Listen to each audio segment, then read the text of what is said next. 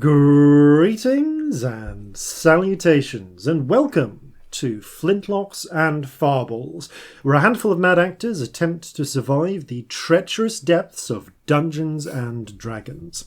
I am your host and Dungeon Master, Jason Phelps, and I am joined, as ever, by Robbie, Kraken's Bane Bellekom, Sam, Kraken's Cane Burns, and Ellie, Crack Cocaine Sparrow. Yes. Oh. We're playing the right character for that one, let's be honest. We are. So, welcome to episode 80, The Kraken Return. I have no idea what the episode will be called. Don't you call it? No! I suspect it will involve recruitment in the name, because we've got a recruiting episode. But before we get on to that, a quick word from past us. You may have noticed that, well, actually, as that of we halfway sound through... delicious and smooth. Yes, as of halfway through last episode, we sound delicious and smooth. That is because of you, gentle stowaways. Yes. You have donated enough money on our Ko-fi page that we have been able to completely upgrade our tech. Yes. Thank you. We now have individual mics for everybody. We have like a terrifying looking sound desk thing. It makes sense to me. I feel sick when I look at it, but like it's amazing, and we're apparently going to sound like a hell of a lot better. And it's, I mean, we had a good setup before, but now this is, I mean, can I say a proper professional setup? Like this is, yeah. we've hit that sort of leap up into that, and with some switching around of microphones that we're going to do between us, it's kind of only going to get a little bit better. Yeah. I mean, don't get me wrong. I'm sure the imposter syndrome will kick in soon, and we'll all feel terrible about it. But in the meantime, it's fantastic. Yeah, I kind of only feel proud. So, thank you for buying us some new tech. Yeah, thank you. It's only going to improve your listening experience, I guess. But we really appreciate it. Thank you. Thank you very much. You all know who you are. Also, because I promised myself I would do this, you, and I'm not going to mention you by name so that you don't get weird Twitter responses and stuff, but you, but I finally confirmed there is a Finnish listener. There are definitely more. There are definitely the one that more you're Finnish. thinking of only came on board recently. True. There or are. I guess ages ago. I don't know what our obsession is with having listeners in Finland. It was just because it was like the smallest stat that we had was in Finland. Also, so we have listeners. Awesome. Finland's cool for a start. We have listeners all over the world, but the smallest of our stats for a while was just like one person in Finland, and we're like obsessed with them. Who are you? We now know that there is. We now know that there is another one. Yes, so there are at least two Finnish listeners. Yeah. Oh, I know who one of them is. I think there's now more though. If we look at our stats, I think there are more than two people who listen in Finland, because I know who two of them are. Not because I know them, they are just because they've been very nice and tweeted us lots. Yes. But I'm sure there are also people who don't. So hello, Finland. And I feel like we're doing Eurovision now. and speaking of Eurovision, let's talk about Eurovision. We don't know what's happened by this point. Eurovision could be really awkward. It's been awkward for a long time. I know, but like it could be like considerably worse by now. I just hope not. Although it has to be said, Azerbaijan, 3 points. at the point, That well-known European country, Australia. Yay! at the point of recording, it has not yet been the election. So, at a risk of disappointing news... Oh, don't you dare jinx it, I'll kill you.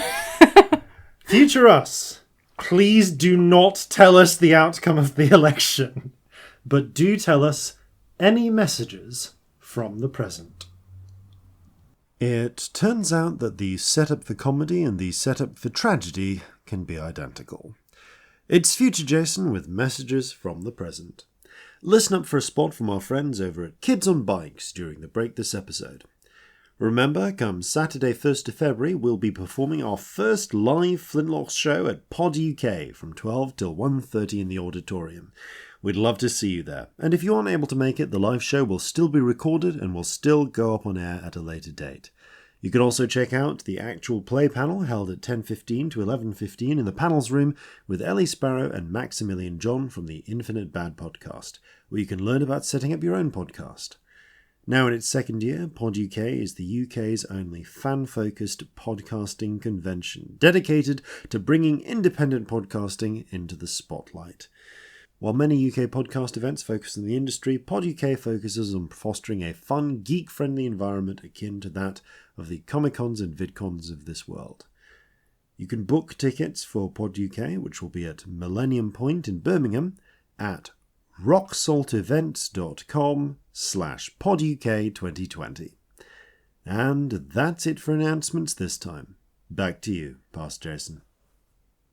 In a complete surprise to everyone, the Monster Raving Loony Party achieved a landslide victory. Yeah, there are now air conditioning things on the outside of buildings to reduce global warming, and everything's great. Yes, that's an actual policy of theirs. I didn't make that up. You know what? At this point, I'd take that. Yeah. They have had some crazy policies, like £2 coins and votes for 18-year-olds and passports for pets. All genuine policies of the Monster Raving Loony Party that came true. Wait, pet passports are true? Yes, how do you think they travel? Yeah, it's true. Adorable. I assume they just travel on their own as passports in those little cages. No, you've got to have, you apply for it, you've got to get all the vaccinations. You can't just take an animal into another country without proper... To be fair, I knew that you couldn't just take one, because when you go to Australia, they're in quarantine for, months, and it's, terrifying. Oh, yeah, they're really, really paranoid about I mean, their yes, ecosystem. that's because last time rabbits arrived, they devastated the ecosystem. Yeah, it's never been the same since rabbits arrived. That's why there's this type of pet rat you can only get in Australia, because they don't let you take rats in or out of that country. It's really hard to own rodents. You just can't, mostly. But they've got a very specific fur type that's really cute. And I can't ever have one. Do you have any bees or beekeeping equipment on you? Smuggling a briefcase full of bees. Or a hive disguised as a hat? So do you... Speaking of briefcases full of bees... gently moving, getting on the plane everything's fine. You just take off as the bees fly up. It's time to take off and begin Flintlocks and Fireballs. Our land stands on the sabre's edge. Our cities are a powder keg. Brother chains, brother, no one's free. A life on land is short, you'll see. So gather your muskets, gather your spears, we'll plunder the shores of Calcinea. No kraken, storm or spell we fear, so come and sail with us, my dear. Previously on Flintlocks and Fireballs. The Sulian Revolution has stabilised for now, at least internally. The National Assembly has established its rule. And the Kraken's Bane is underway, speeding along to completion. It is the 12th of full bloom, and the party have just recovered a whole heap of treasure and some disturbing revelations from the pyramid of Kibir Nagash to the distant, distant north. You awaken to... let's find out.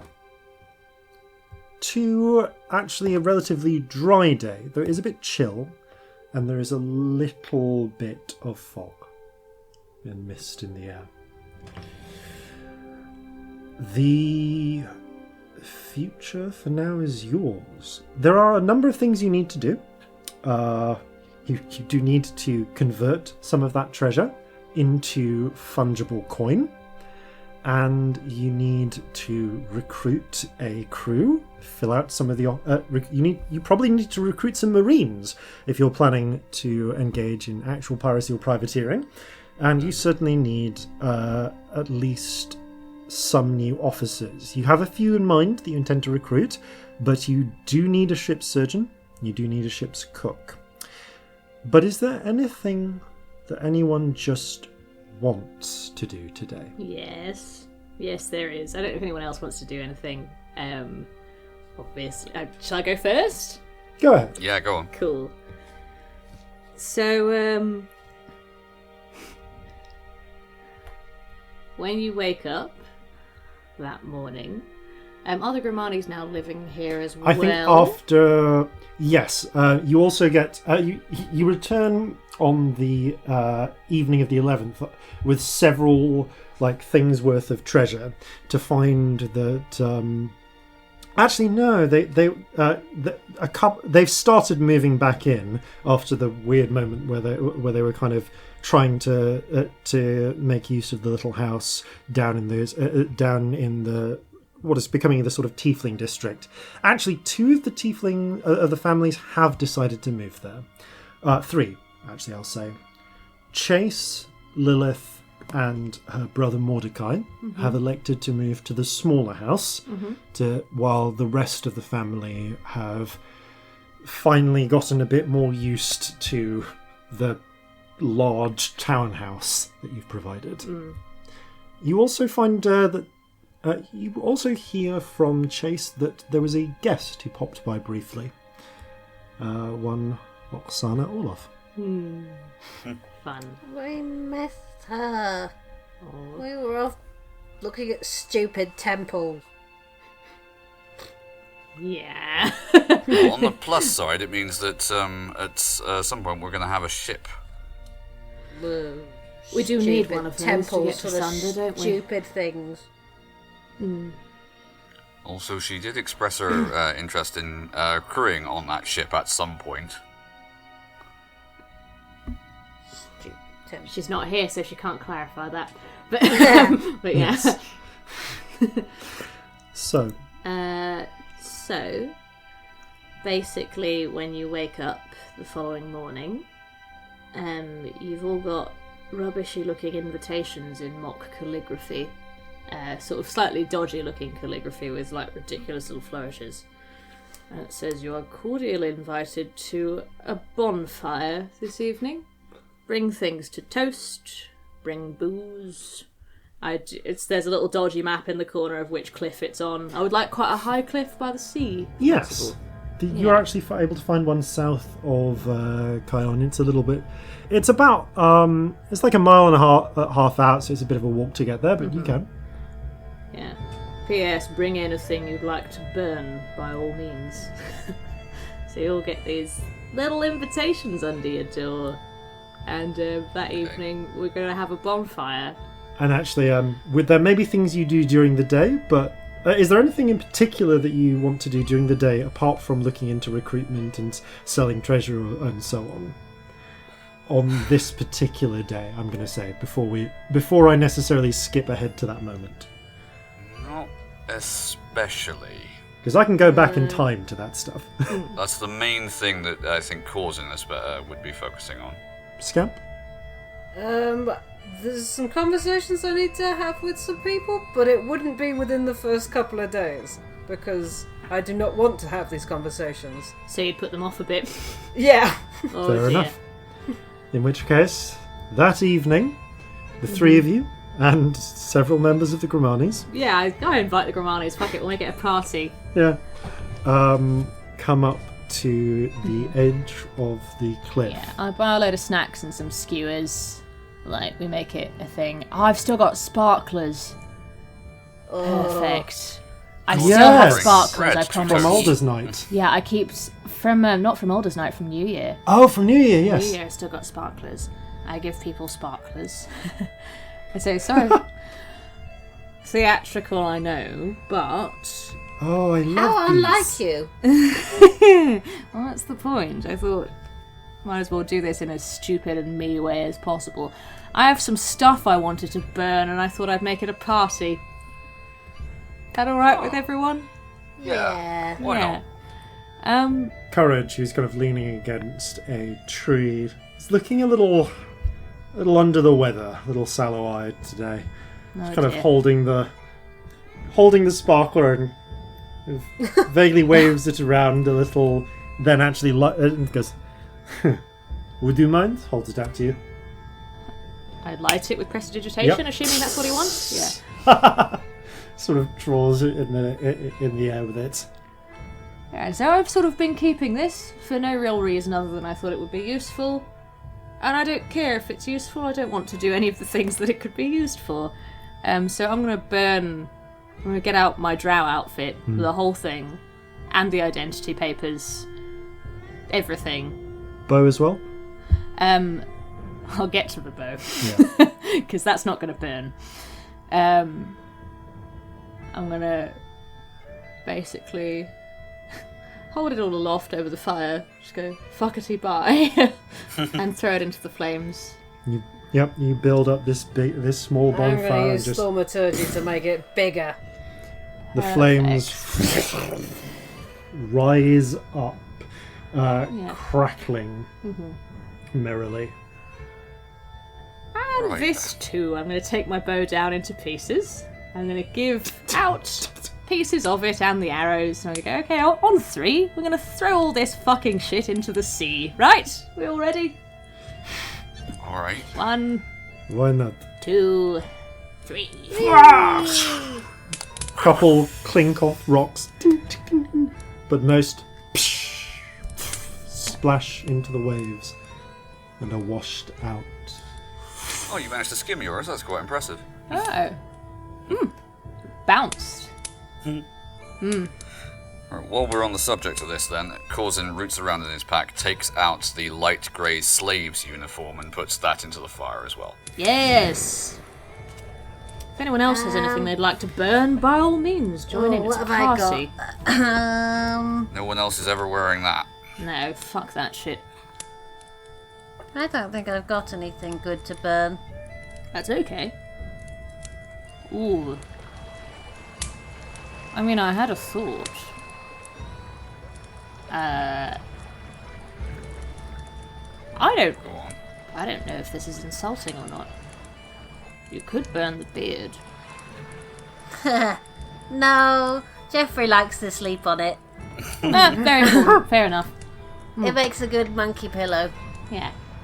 And, I guess now we can all get a little bit tiddly around the fire, sing some songs and say goodbye in style, was my thought. Just thought, You Sounds like a marvellous idea. a couple of other people toss some things into the fire as well. You see that you watch as Justice takes a few small pinches of what looks like black powder, twisted up into some little bits of paper, and toss them in. They make little firecracker sounds in a pleasing sort of manner. Oh, I actually have some of those. I can do them for real. But as those, then you watch as Hope and Wisdom together, Hope a little bit more reluctantly, bring what look like a pair of little straw dolls that they've made up. what are those? Wisdom shrugs. Just felt like we should put something in, and Mama used... She looks up to Hope. Hope smiles. Mama used to make these for me when I was a girl. Oh. Just seems like a nice thing somehow. Not something to forget, but something to remember. That is nice. You toss them onto the fire and the flames curl around them. Watch them for a moment as they burn away. Courage steps up. Has a bottle. Tugs a sort of small bottle from his belt. Uncorks it. Pours the whole thing into the flames and just hurls it over the edge of the cliff.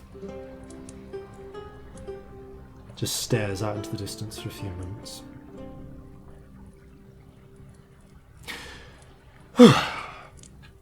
So, who's up for cooking some sausages? Fuck I am. yeah.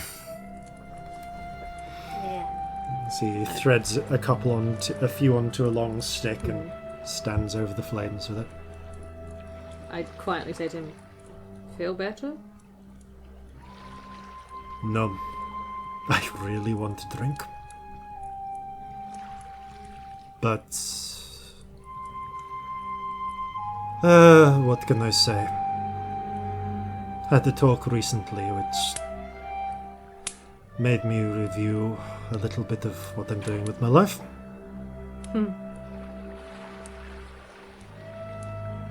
Seemed like the thing. Good for you. Turns the sausages over. How are you? Says, toasting a sausage over the burning remnants of your family outfit. I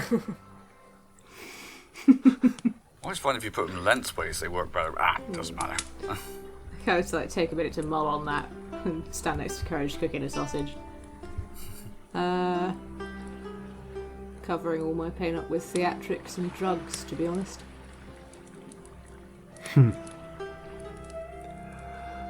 Nods. This feels therapeutic, though.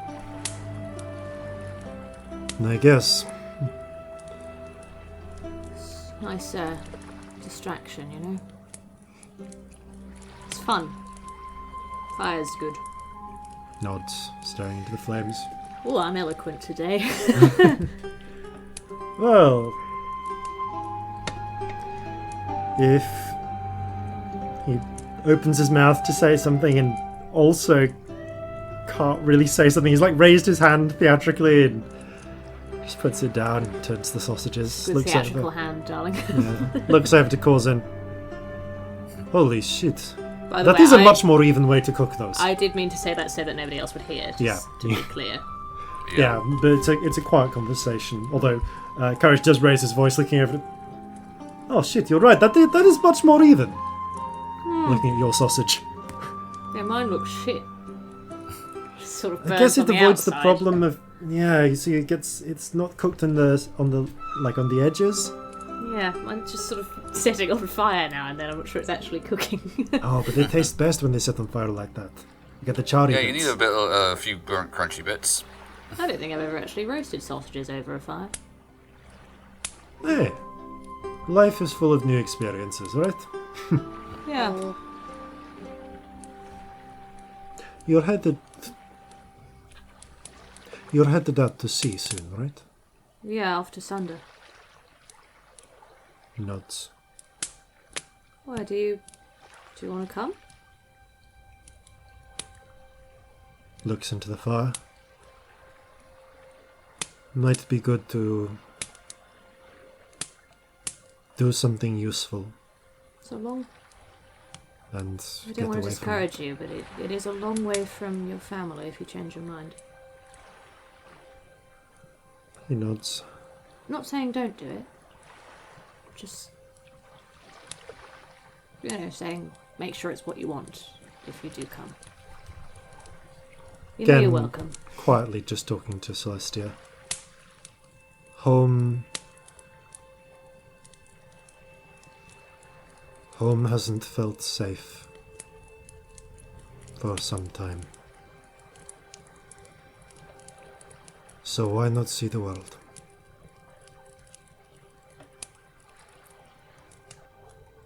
So he kind of goes quiet. There's a couple of tears.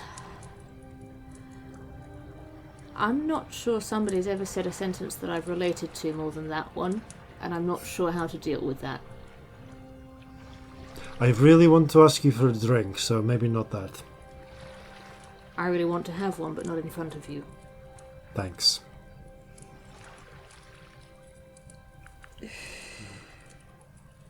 What about that pipe? Would you recommend it, or...? I mean, yes, but... Seems to consider it for a moment. Oh shit, sausage. Turns it again. I think I have a pipe. Yeah. I think I'm having one while this conversation is Yeah, happening. your hand's just gently heating the Yeah. bowl of it. I think if you're giving up drink, it's basically the same thing. Probably for the best then. So I really do understand. Not sure how we talk about this, but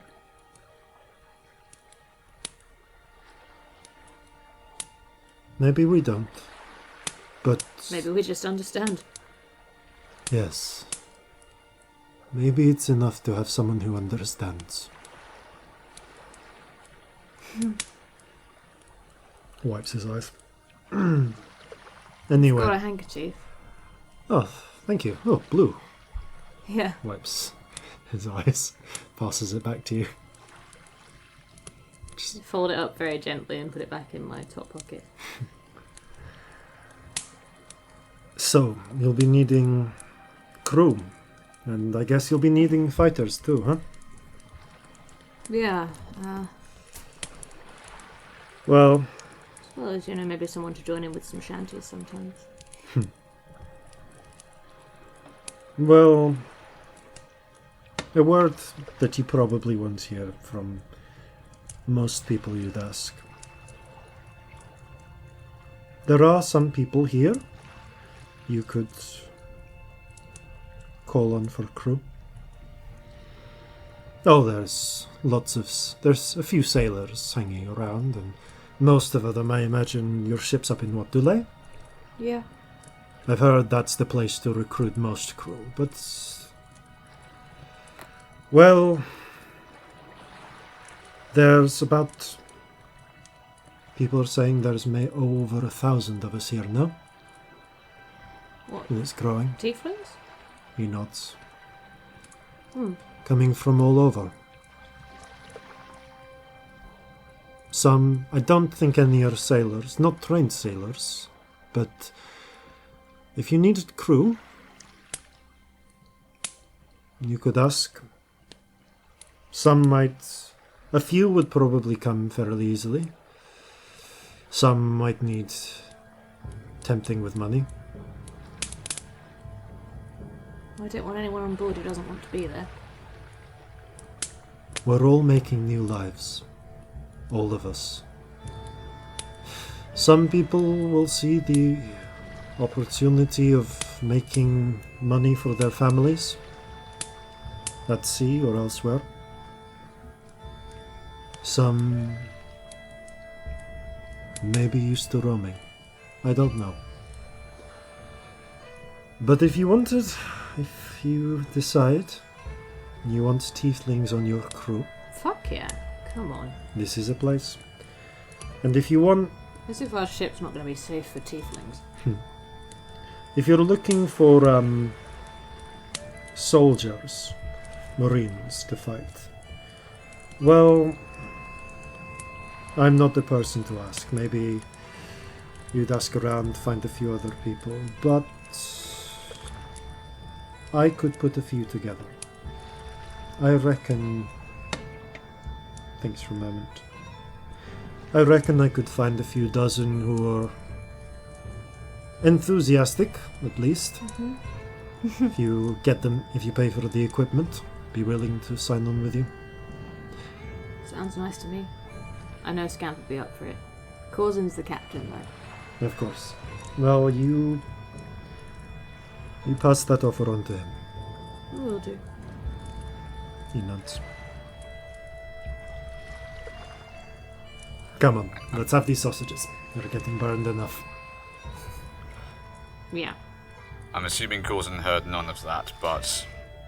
Yeah, none of the sensitive bits. You might have overheard when he raised his voice talking about hiring crew and so on. Okay. No, the reason I didn't interrupt is because I didn't want to jump in. I had pictured it as a quiet chat between two people stood next to each other around quite a big bonfire. Yeah. Yeah. Yeah. So, you eat, you drink, you warm yourselves against the fire. Is there anything else anyone wants to do at this bonfire?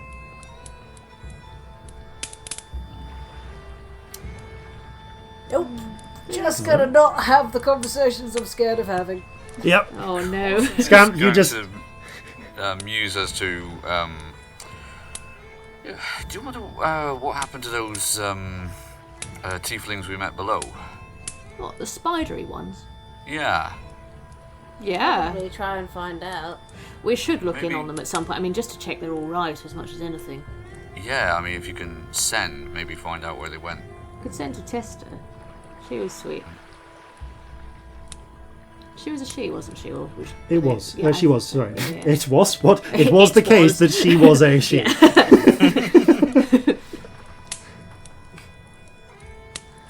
Yeah, maybe I should send her at some point. Yeah. Worth looking They'd be into fucking anyway. seasick, though. True. Living in those Although, caves. I all mean, their not life. necessarily. They spend a lot of time moving weirdly. It might be that it doesn't bother them.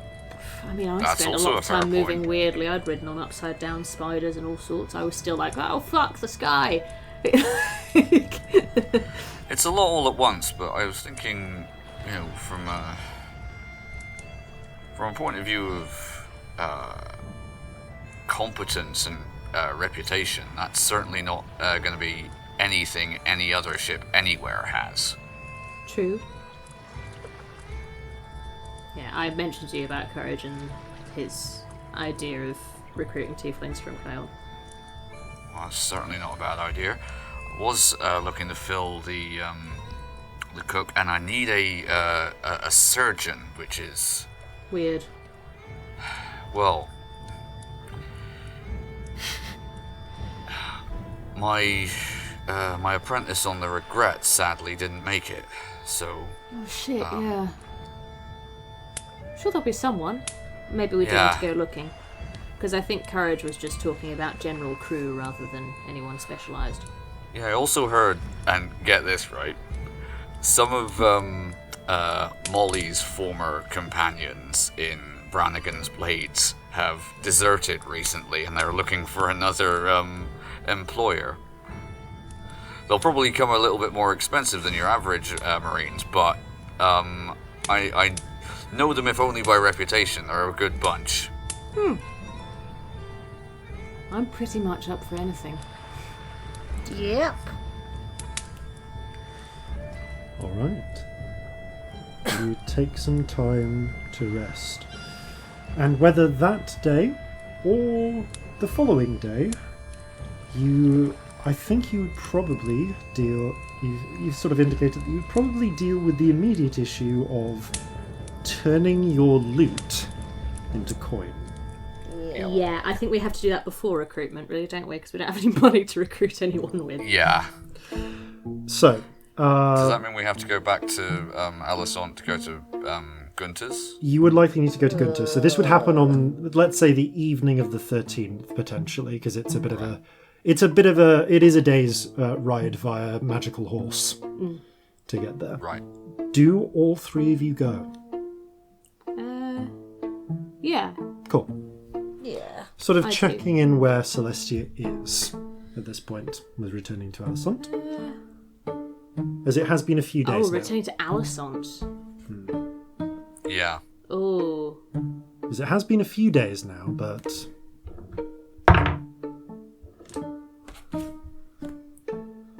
I go, but smoke 2 pipes on the way. okay.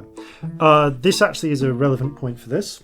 So it's as of the 13th, you are at 4 as of the 12th, so that takes it down. You've got 2 pipes left. And can I ask you for your first of 3 addiction checks throughout this month? Okay. As at this point, we're just abstracting it over a long period. This is more to see whether it gets worse. So the DC is 17. Yeah, no. It's like an 8. The DC is now 18. You are now Okay. 8 points addicted.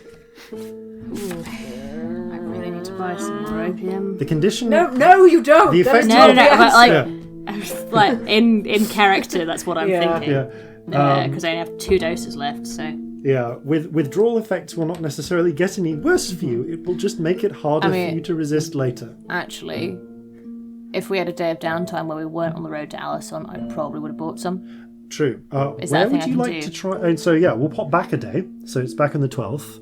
Because I think I would have dealt with that before you'd leaving. have dealt with that before leaving. Yeah. So where do you want to go to try and get I drugs? think Saccharissa, obviously. Okay.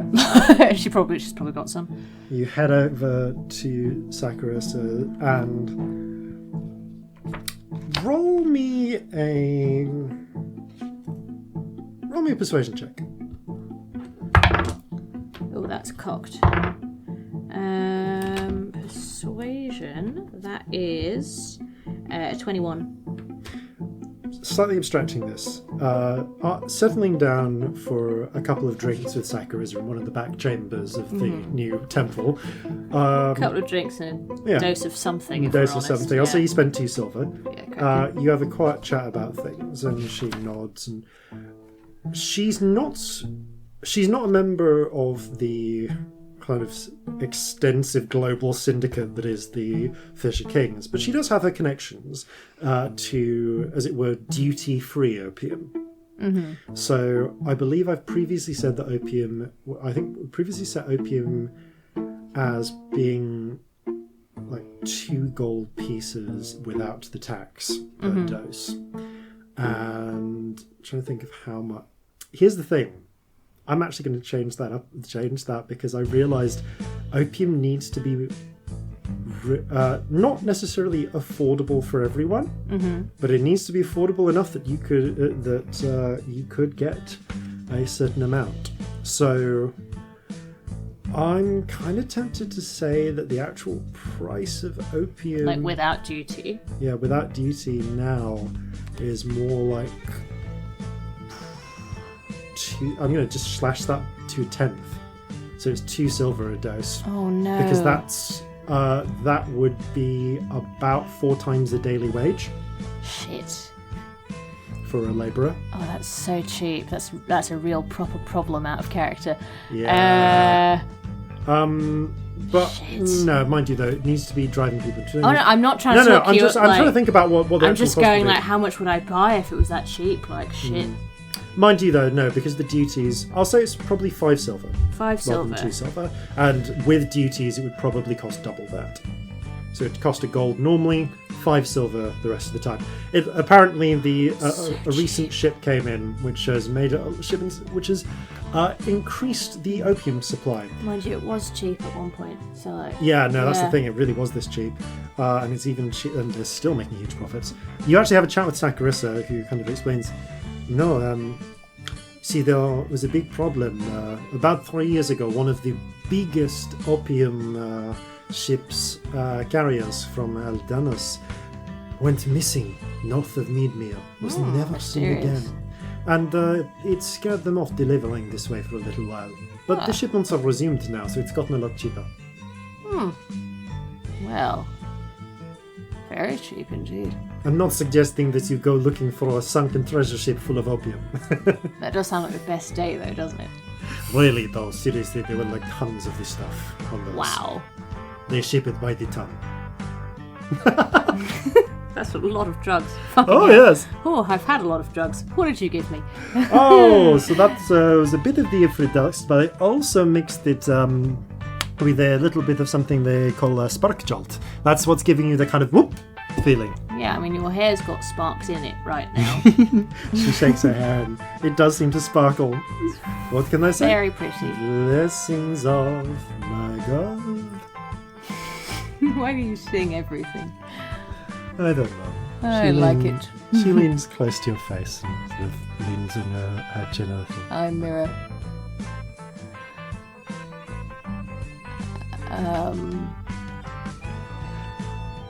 Takes you by the chin and gives you a little kiss on the top of your forehead. So, how many doses do you want me to put you down for? Let's say 10 for now. I might be back. But for You now, pay 5 10. gold pieces and get 10 doses of opium. Or 50 silver if I want to do it like that, Yeah. which I will, because that is Yeah, less it's complex easier. at the moment. Yeah. You pay 50 silver pieces and you are now set for the next week. Oh, God. Your dealer is Wearing also your it too hard, priest. because I don't understand that I'm addicted. Yep. Ugh. The 19th century. The 18th century, when your dealer really could be your priest. So, Possibly your doctor. Speaking of which, More actually, can I accurately, your doctor. restock my healer's kit? you do. It's a gold piece to restock Done. all your bits and pieces, because you require less opium and you do require some other herbs for that. So, yeah, worth mentioning, like, 1 dose for the purposes of this is like 6 pipes worth, because you tend to smoke several small pipes in quick succession Yes. for actual opium taking over time. So, one dose is like a couple of pints. Yeah, it's like you're smoking a few That pints makes at sense. once. That makes sense with A, the stuff that I've read, and B, in the way of which we've played it with time, because we say it takes a short rest to do. Yeah. So, yeah, you're not just smoking one pipe, you're No, smoking you have a like few. 4 or 5 pipes. Yeah. Yeah, but dose-wise, it's 1 dose. So you fast forwarding on a day then. Late in the evening, you make your way back to the city of Alessandre, where things aren't 100% great, but there continue to be signs of improvement. There are at least soldiers in National Guard uniforms garrisoning the walls again, although many of them are the same people who were garrisoning the walls before, but they've actually been legitimized in their positions now, and hopefully gone through some discipline training, you think. Regardless, things are stable, and you make your way quickly and without fuss to Gunther's perfume shop. After a little bit of waiting, Gunther greets you. Oh, well, hello there. Hello. Gunther, the extremely friendly orc, gives you a big grin. Well, if it isn't my favourite team of art dealers. But more than just art here today. Really? Some things of a historical nature. Well, I'm entertaining a friend at the moment, but maybe you should come down. We're just having some tea right now. And if you've got Is things that all they're doing? for the moment. But if you're interested in... But he actually has something of an interest in historical matters himself.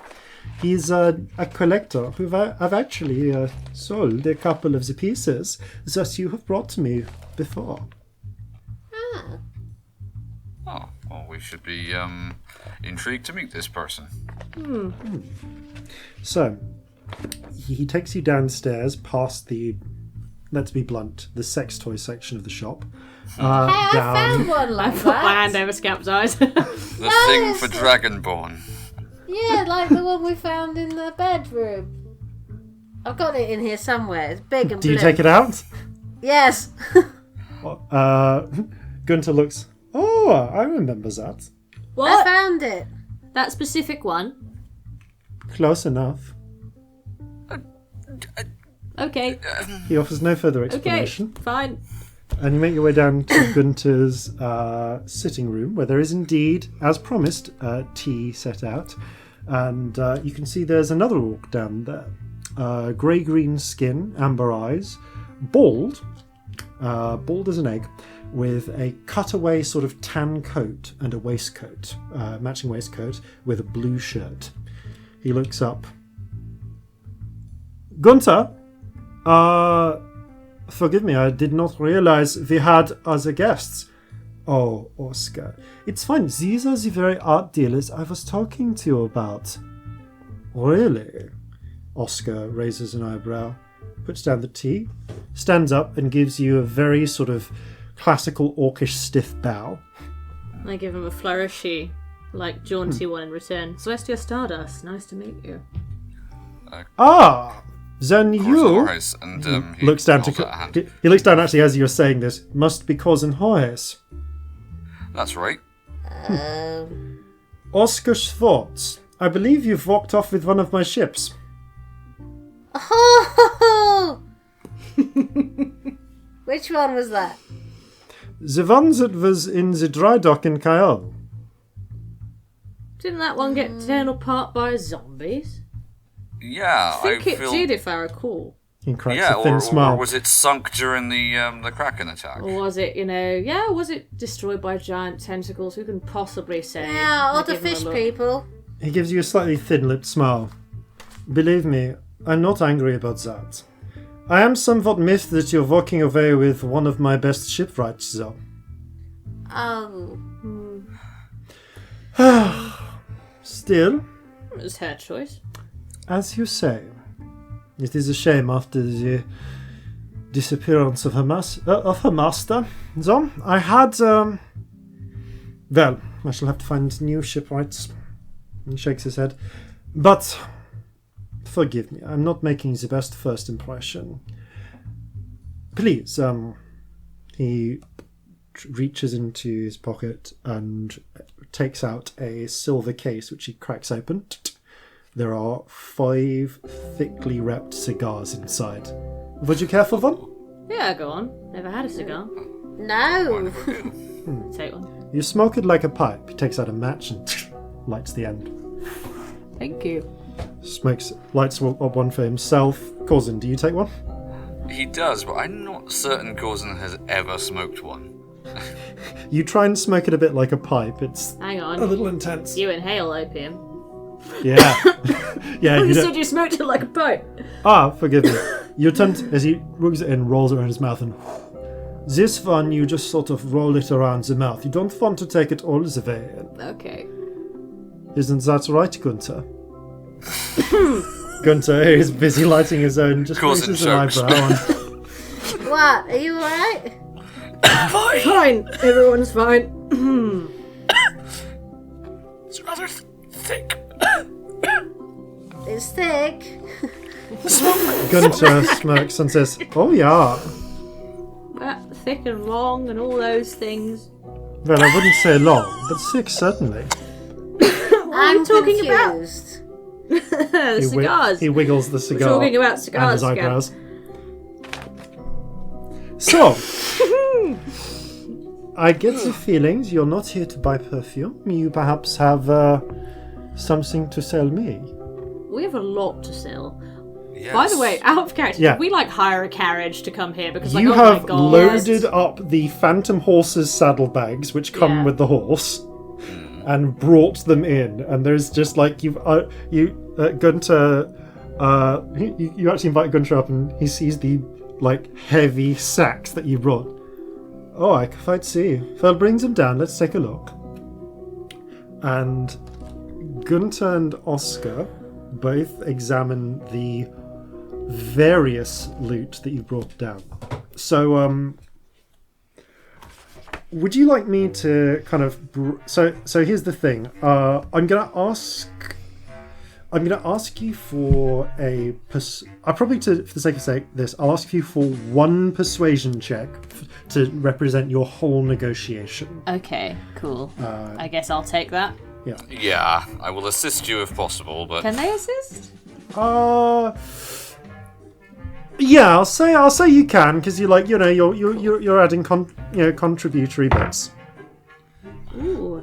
like now this is a very interesting piece of brass. Just like shit like that. 21. 21. Okay. I will add a D4. Have Amazing. another 4. Oh, 25. Incredible. Oh, that's a golden number. Okay. Oh, So you begin by looking through the what you have in place. So what This if I... thing tried to kill us.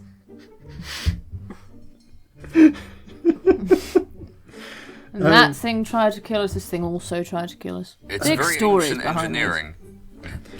So looking through the Reaper parts, neither of them have any interest in the Reaper parts of the Reaper, but Oscar does note, perhaps you should bring that to a dwarf. I understand some of the clans have an interest in that sort of thing. Oh, we know a dwarf. We do. Personally, Yes. I might I mean, we pay know up. lots of dwarf, but we know a dwarf who might be interested.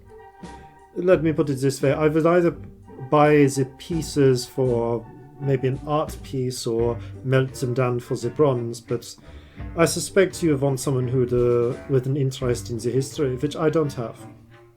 Not in that, at least. Fair enough. But I am interested in some of these. So, okay, so looking through my list of things. So there's Thing list. thing list. Thing list. Okay, so there's at least one thing I have on here, which I have no idea what this is. I have written down an amulet. Oh, that's Amulet. King Leon's amulet, is it not? Sorry? Oh, King Leon's amulet. Yes. Yeah. So Yeah, that that might be a gets thing. a solid raised eyebrow as you bring that out and goes, And Gunter and Oscar both engage in a short bidding war with each other over what they're willing to offer you. The final price is around 800 gold pieces from Oscar. All right. For the for as much for the joy of owning the king's personal amulet Yeah. as enough. anything else. The emeralds, now that you have been they have been disenchanted, are beautiful little pieces, and they offer you 200 gold each for them. How many were there? 12. Okay, so 12. So I'm gonna 2,400. be writing down numbers for maths. Oh, thank you. Yes, I was about to do the same. No, you're fine. I've started. Don't worry. So 800 from the amulet, 2,400 from the emeralds. Mm-hmm. They're not buying the Reaper parts. At least, I mean, they offer you 100 gold, but they say you can probably get more from a dwarf. Yeah, No, we'll go we'll take it to elsewhere, our thank you, dwarven though. contacts. They look at the opera mask. They're willing to buy it from you for the diamante work on it and the sculpting for 800 gold. If you are willing to sell it, you can consider whether you want to sell that. Looking I'd say so. at the dust, again, they say that the adamantine alloy dust you have, it's like a little handful of dust. Yeah, talk to a dwarf about that. Mm-hmm. Maybe Okay, one will of do. the metalworking clans might be interested. The silver chips, they're basically willing to pay them at value, so 550 gold pieces for the silver, since they are just nuggets of native silver. The ancient backgammon-like board, the Senate board,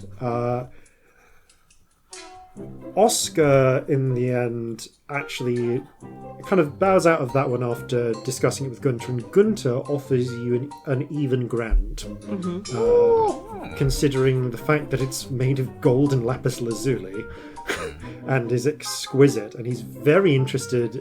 It turns out that Gunter is actually quite a keen board game player, and is Perfect. very interested in having what might be one of the world's first board games. At least that's how you Nice. sell it. Gunter's Yeah. a board game nerd. Just It's when we thought he adorable. couldn't get more adorable. I love him so much. Yeah, says you should see every now and again we'll get the old toy soldiers out and play war games. One of my friends likes to do these really elaborate battlefields with like little miniature trees and so on. And he basically describes Warhammer. Because let's be honest, in a fantasy setting, wargaming is just Warhammer. Yeah, Yeah. At that yeah, point, basically. Basically. That sounds really fun. Yeah. The 2 gemstone eyes they're willing to offer you an even grand for. And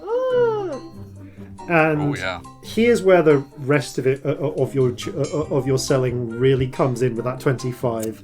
The collated loot from the wheelbarrows. General loot. They I was going to offer say, you, is the copper pieces from the vault included in this? no, it's not. That they are. I said there was. There's 2 tons of copper in there, isn't there? Yeah. Yeah. Okay.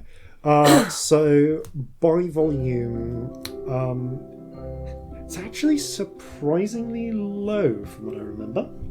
Let me just check my notes on what the raw value of copper is worth here.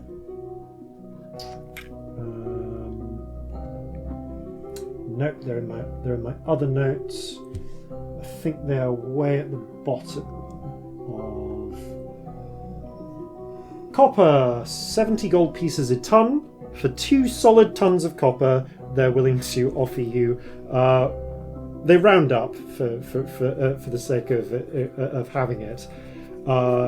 So 2, yeah, it's basically 150 gold pieces for the 2 tons. It clears out the space, I suppose. It doesn't sound like much, but like that, compared to most things, that's pretty valuable. It's just Yeah. that you are literally dealing in ancient artifacts and Yeah. incredibly valuable gemstones and That's so fair. on for the rest of the time. So yeah, they offer you 150 for that, just for the value of the copper. But the wheelbarrows, the collective amount of the wheelbarrows, they offer you the stonkingly high price after a series of bidding wars between the pair of them over various items in it of 5,000 gold pieces. Wow. Oh, yes. So I need a calculator. Can I borrow your telephone? Because mine is charging. I actually have all of it on it, but I can tell you what the totals are. I would love that. Thank So you. the total, assuming you... so the total excluding the Reaper parts and the alloy dust, which you can't sell to them, is 11,550 gold pieces. Fucking rich. We're fucking rich, just saying. Well, we may be able to get some of the optional extras for the ship. Yeah, but also getting started is fine. Yes, Yeah. you already have 6,000, as it were, underway that you paid down, like half the cost down in advance. Molly has 4,500 gold pieces in your account, in your sort of shared account in the bank, which will, which she has said is she's considering as for the ship as well. So that's another 10,500. Yeah. So in total, in total, apart from what we've already got on the ship. So you've already paid 6,000 onto the ship. Molly has functionally another 4,500, which she said should go for the ship. So, in terms of total amount on the ship, you have 10,500 in the bank. Yep. Yeah. You need 12,000 for the basic cost of the ship itself. Mm-hmm. Then this will also all of this loot. If you sell all of it, again, Reaper parts adamantine needs to be sold separately. You can get 11,550. So that will leave you with quite a lot. However, there will also be costs. You will also need to buy supplies, which are 5 gold pieces a ton. And you'll probably, if you want 4 months of supplies, that's going to be 200 tons. You'll spend $1,000 on that. Okay. 4 months worth of wages will cost you 2,400 gold as well. We're still fine. So you still have a lot. So yeah, there will hiring marine. So here's where I'm going to get into the crew recruitment cost of this as well. Actually, I'll get into the exact details during that. But you will have it will cost you money to hire marines. That's fair. Their monthly pay is factored into the cost of the ship, of your monthly wages. But they will either need a signing bonus or for you to buy their equipment. Which will cost you some money. Even if you just got a bunch of people off the street and gave them muskets and saxes, you'd still be paying 240 gold for a company of 30. The ship is rated to take up to 2 companies. Cool. You'll be paying more for more capable marines. And with general crew, if you want to just get landsmen, like inexperienced sailors, you don't need to pay them a signing bonus, so they won't cost you anything off the top. But more experienced crew will expect like a month signing bonus, or maybe more for the old hands. But we'll get into that as you start looking. Some, not all, but some specialists like surgeons and chefs may require a signing bonus also. Okay, noted. So yeah. This is a very good start, though. And of course, you can always talk to, I believe it's the Sternweaver clan, who have an office in Delay about enchantments and so on. I am going to talk to them about that, but do they have... Well, actually, are there any dwarven clans that have an outlet in Alisont other than the Red Folders? Because I don't imagine they'd want to do business. You can make an investigation check. By the way, I realise I got my timing wrong. It's 1 day trip to get to Alisont from Delay. From Kion, it was a 4-day trip. So it's actually the 16th. 16th, right. Yeah. Cool. For the sake of timekeeping, work is progressing apace on the ship. You still have plenty of time. So, but yes. So you've taken 3 more days of opium for the sake of you keeping track. Cool. Thank you. Sorry, that I just realised I was doing my timing from the wrong city. Don't worry. So, yes, give me an investigation check to look for more dwarves. Okay. Do you want one of us to do it, or do you want all of us to do it? If you're all helping, one with advantage. Should I do it? 'Cause my investigation is best. Yeah. Yeah. Ooh, good thing that was with advantage, gang. That is a 25. 25. Yeah. Okay.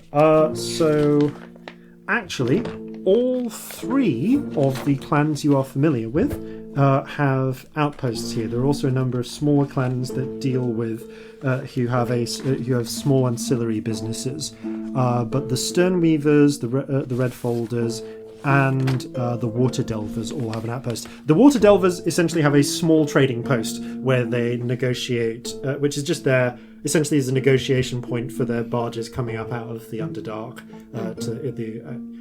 mostly around the bastion near Saint-Exupéry. So just trading like Ariadne silks and so on up. Recently they've not seen as much business due to certain events. Supply issues. Although I feel no shame. Although with the 25 investigation, I will say that you hear rumours that they are already underway to negotiate military supply contracts with the army.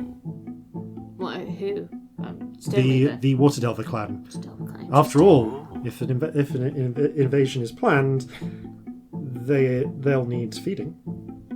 Yeah. Canny business folk. Yeah. The Red Folders you don't really look into, but there is actually a small outpost here, like basically an office for the Sternweavers. But speaking to the dwarf there, it actually turns out that their main enchantery on the surface here isn't in Alisant. It's in Delay. Despite it not, and you kind of talk to the dwarf in question, a sort of blonde dwarf with really, really long moustache point of his beard. It actually runs below the rest of his beard. Like a walrus. Yeah. Oh, This wow. this sort of walrus-tashed dwarf kind of goes, Fun. well, oh yeah. Sorry, had a bit of my throat there. Most of the work actually gets done down in Delay. See, well, between you and me, it's all to do with hulls, yeah. All right. Well, it's the problem with barnacles, you know. Is they erode away the hulls, and it's a big problem. Well, in places where you don't have enchanters, you've got to copper bottom them, where you put, the plates of copper. And a lot of the time, it's cheaper to use a mundane solution than an enchanted one. But actually, we can enchant hulls so that they don't get eroded by barnacles for half the price it costs for 15 tons, like 150 tons of copper. Well, I might be very interested in that, actually. Are you having a ship built there now? Yes. Oh, you'll find it's already included in part of the cost things. We do them as standard. Oh. That's very kind of you. Most ships coming out of Dulé will have Sternweaver enchanted hulls. It's cheaper than copper bottoming, so we kind of take over that part of the market. We also do other things as well, if you're interested in hearing about our ship-based catalogue. Actually, I was wondering if perhaps you had a line in personal enchanted items. Oh! It's rare that we get the interest, but yeah, we can do some things to order. We don't necessarily... If we wanted something existing, I'd have to request it from the vaults, but that's not... But we tend to do things more towards order. So I guess... I'm Bjorn, by the way. Bjorn Sternweaver. Pleased to meet you, Bjorn. Corzin Horhace. Hello. Are we all there? What? Yeah, I'm going to say you're all you there. all contributed to finding this place. Nowhere else to be. Celestia Stardust, nice to meet you. Oh, hello. So, yes, what sort of thing are you looking for? Well, I'm looking for a small compact item such as a ring or a bracelet that would allow the wearer to have a little bit of an extra edge in combat. Out of character, I'm just going to specifically state here that it is something to boost the one's ability with a ranged weapon. Okay, so you're looking for something that will improve ranged weapons. I think I know the sort of thing you're looking for here. Yeah. Okay, let me look at the catalogue. Takes out a thick book and starts... So I'm giggling because I swear this man was Scottish like 30 seconds ago. He definitely was, and then apparently just settled on this, so... I like Well, it. he's on the border between Syria and Canon. That's where he started off. It's like I quite definitely grounded, started off... gravelly Scottish. I definitely Scamp started off and trying German. to make him Scottish, but apparently And I'm it's just- enjoying the You've German just- accent too much You've today. just gone Spent just too so long with far. Gunther. Gunter has taken over you. I Every wish all of NPC you is could now see the hand Gunther. gestures that Jason's doing because they're really good. And I The don't know how to problem is, possibly. it's really hard to get into this, but once you're in it, it's really infectious. Oh, it's lovely. I love it. And looks at it. Okay, so you're essentially looking for something that will stabilize your... Thinks for a moment. It looks at the multiple weapons. You're looking for something to make your hand a little bit steadier, as it were. Shake a bit less when you're aiming, yes? Specifically long-range stuff, yes. No, I get that. So you're more like a... okay, so it's more with the carbine. I have a member of my crew who is a crackshot sniper. I want to have something that will aid them. Thinks for a moment. Does it need to be a ring, or would you... Because this would work... We have a pre-existing design that would work quite comfortably as a set of gloves. If it can be made as a ring, that would be ideal. If not, I'll take the gloves. All right. I don't mind paying extra for the ring. Looks down and does a little bit of working out. Okay. So you'd be looking at about 500 gold crowns for it as the gloves, but for the miniaturization into the ring, I'm afraid we'd be looking at about 800. 800. All right. Could be Corzin done. Counts out 800 of his own money. Yep. Well, actually, it wouldn't be there, but you know. Yeah, you he has essentially that, write a that's the point. check Yeah. and you pass it over. Okay, then we'll get to work on this.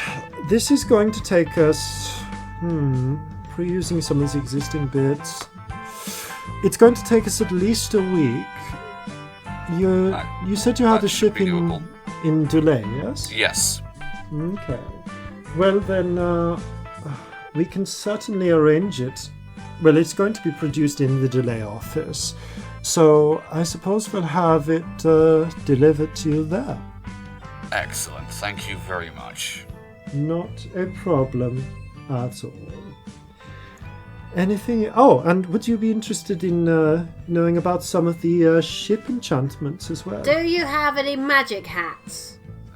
Did you say a magic hat? Yes. What sort of magic are you talking? I have no idea. That does sound like enormous fun. Frowns and steps into the back office. Emerges with... It appears to be a kind of slightly battered cap with some stars clumsily sewn on it. What does it do? I mean, it looks magic. I will take it. Very nice. Since you just paid 800 gold for a ring, here, have it. Does it have wizard written across it? You could With have like it a stitched on if you want.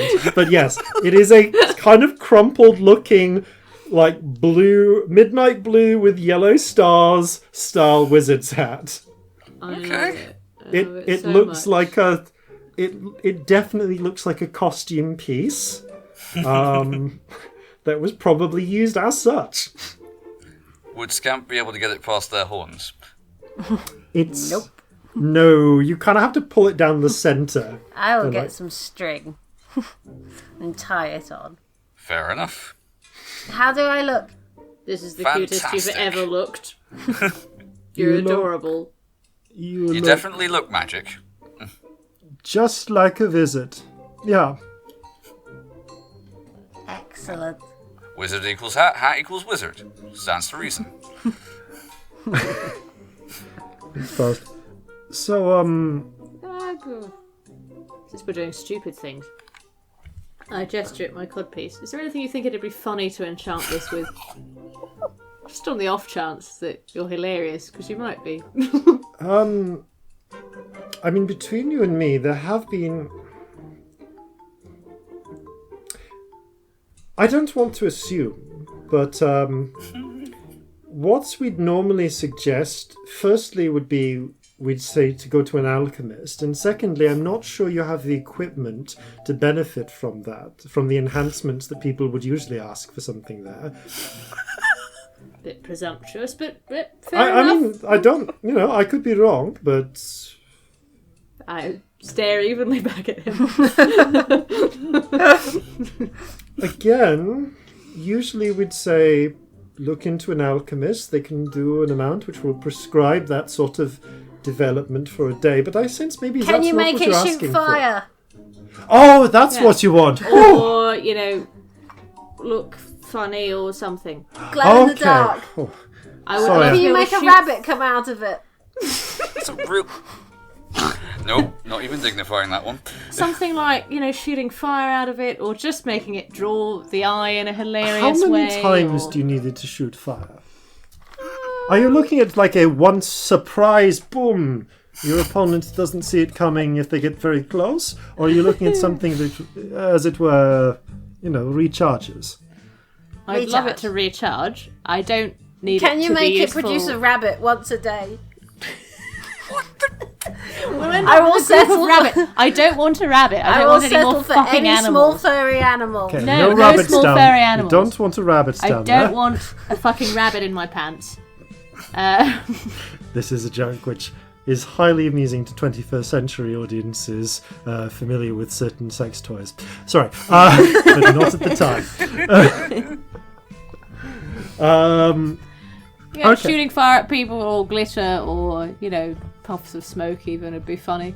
Sort of leans on his chin for a moment. If you looking up and unscorch down. it, I'll be sad though, so... I mean, a more long-standing enchantment would take time to work on. You would need, if you had an enchanter work with you, or if you're willing to leave it there for some time. How much time? That's the sort of thing which would be at least a month or longer type No, deal. we don't have a month, bugger. But if you just want a single shot, as it were, type affairs, and they could do that overnight. Honestly, that's so funny. Fuck it, yeah. How Okay. does one learn to enchant things? You're saying this You in look- your adorable wizard's hat. It's around. perfect. Yes, I am me a magic. child. Decades of study Oh. and secrets, which I'm afraid we only reveal to those within the clan. It seems entirely fair. We have to make a living somehow. Yeah, if everyone can do it, no one's Sure paying enough. for it, are they? So, I wonder if I can find a book. I want to okay, make rabbits. here is where I need to just take a moment to... I'm sorry, I did sort of spring that on you. It was just so funny that I couldn't resist asking. That was I'm perfect. trying to look what the name of this is. Oh yeah, here we go. So it will cost. Thanks for a moment. Okay. So this is going to cost you 300 gold Fabulous. crowns. It will be usable once. Mm-hmm. If you would like to describe for us your preferred method of releasing the enchantment, we will Would you like me to describe my preferred method of release to you? please make... Pause for a moment. You're as bad as my friend Gunther. That explains a lot. Shakes his head. Make sure it is not something you would do accidentally, or if it's something you would do accidentally, make sure you include, say, a passphrase or something. So we normally recommend a combination of a specific phrase and a movement, so that you can only do them both together intentionally.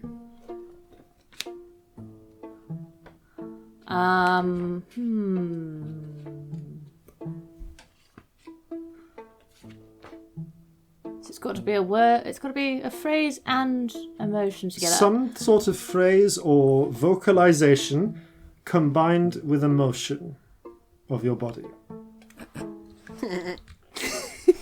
Says to just openly giggling at his pen. You want to make Okay, sure the this is movement- very specific, I so mean, you it's don't going to be trigger it very accidentally. specific, okay? Really, some people have done amusing motions that they thought would work, and then they tried to do it in disasters. Well, I think the movement can be tracing this letter C down here. With Yes, my hand. that's So, very hard to trace do it by with my finger. accident. It's very specific. And,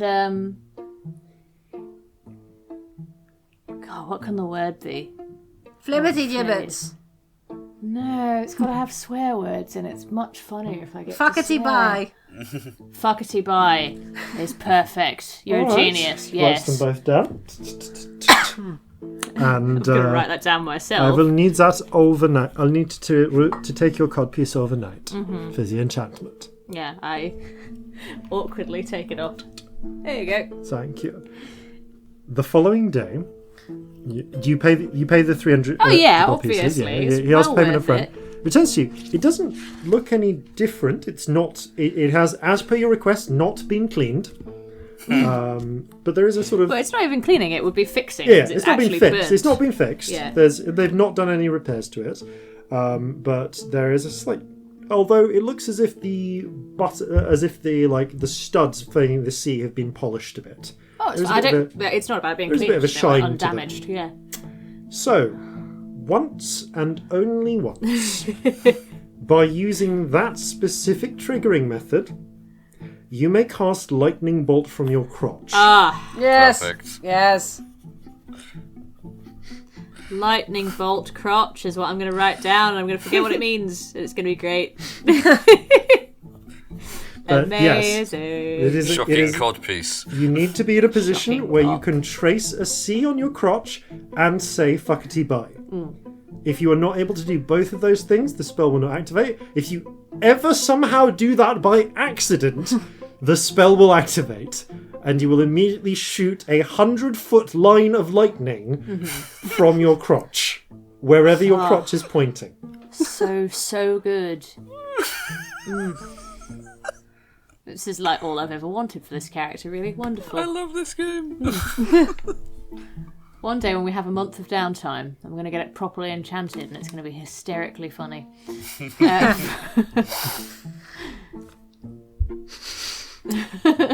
That's ridiculous. So ship enchantments as well. If you're interested, we can skip past this. Enchantments for the ship. Okay, I'm in so is character, it- honestly. Yes. So as the first, things which are finally is glad to get to some pre-established, well written, well noted down in the textbook items.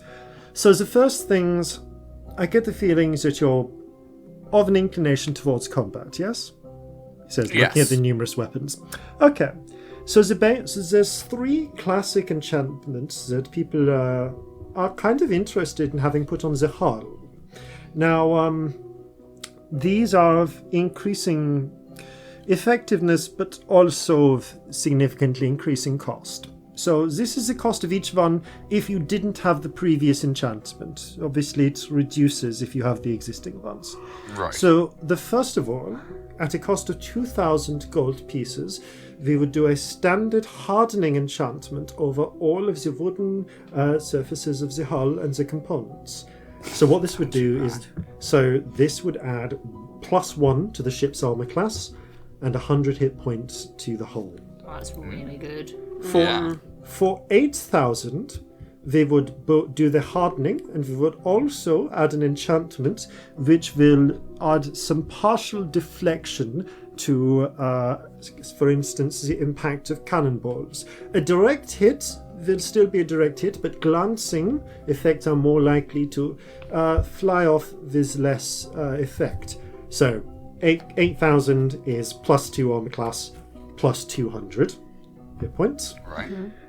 And if you were to go ask for all three, it would cost you 20,000. We only really get that one for capital ships, but I'm including it for the sake of completeness.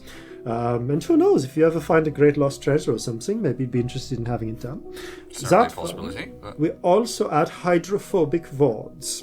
And what those do are they will, for a short time, stop water flooding into the hull when breaches occur.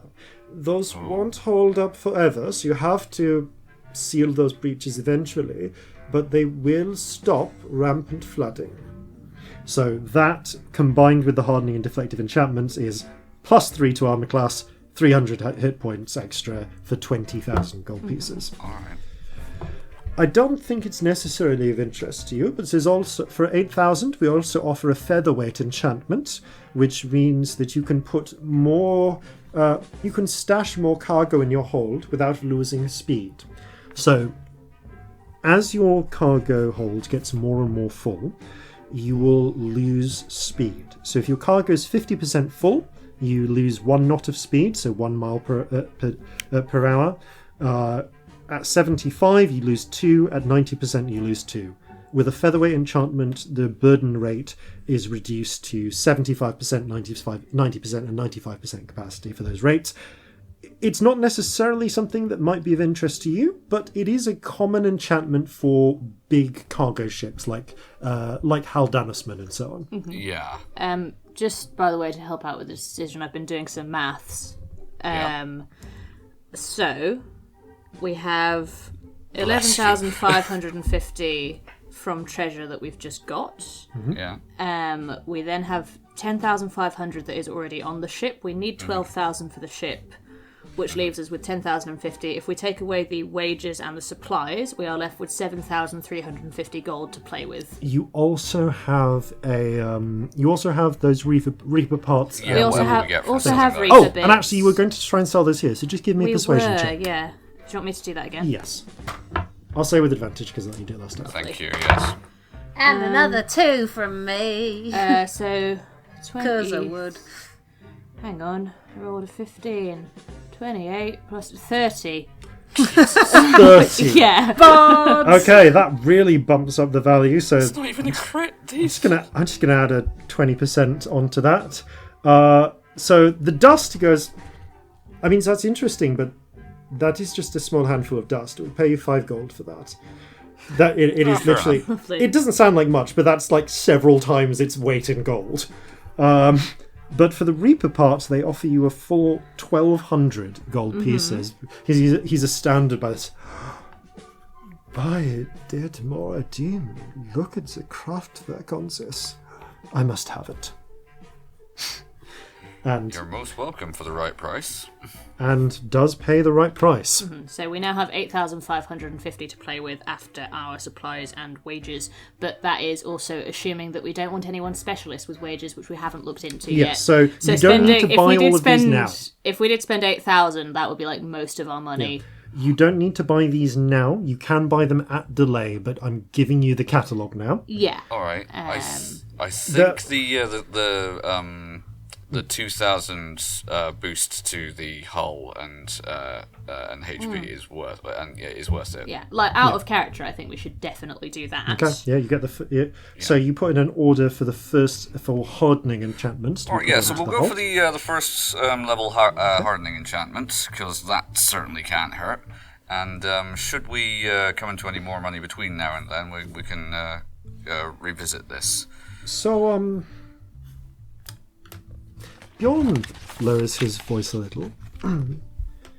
Between you and me, and this conversation does not leave this room, and you've actually, you're in a really, with the amount of money you've been spending, you guys are in a really nice little subterranean office. There's a dwarf crystal lighting it. You've been brought wine, and at your request, Scamp, both milk and cocoa.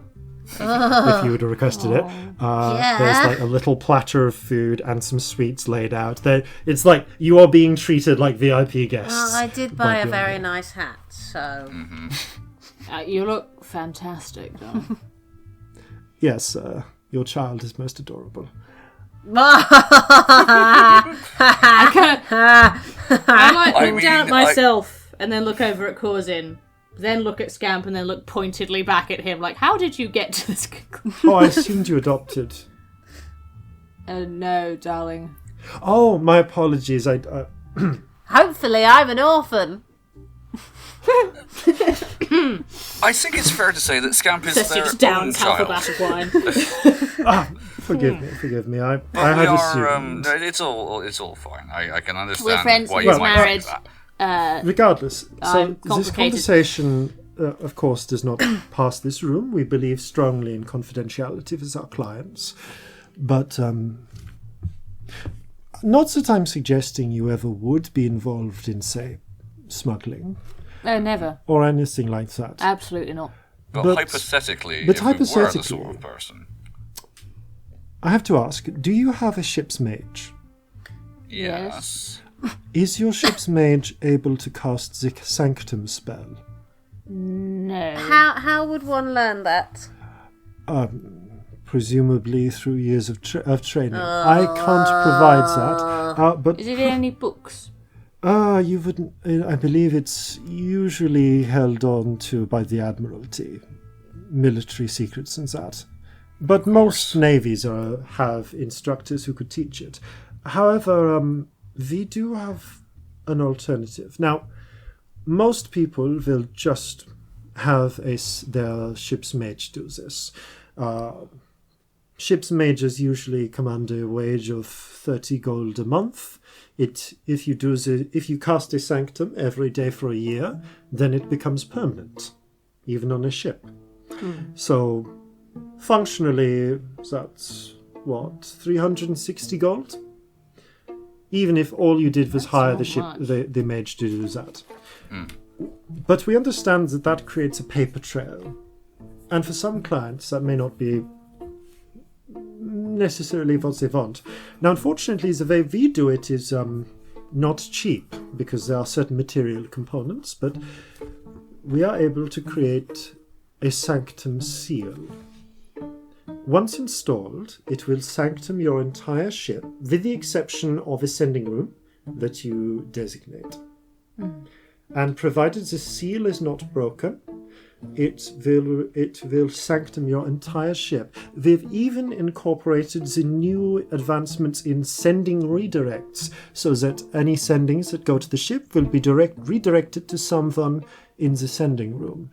But this does carry a price tag of 4,000 gold.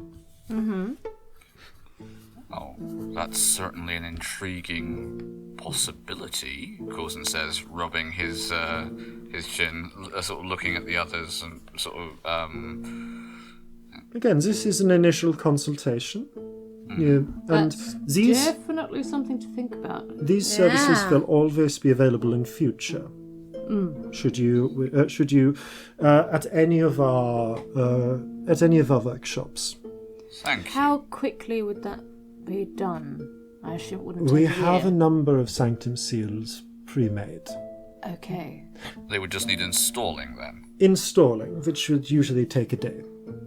Alright.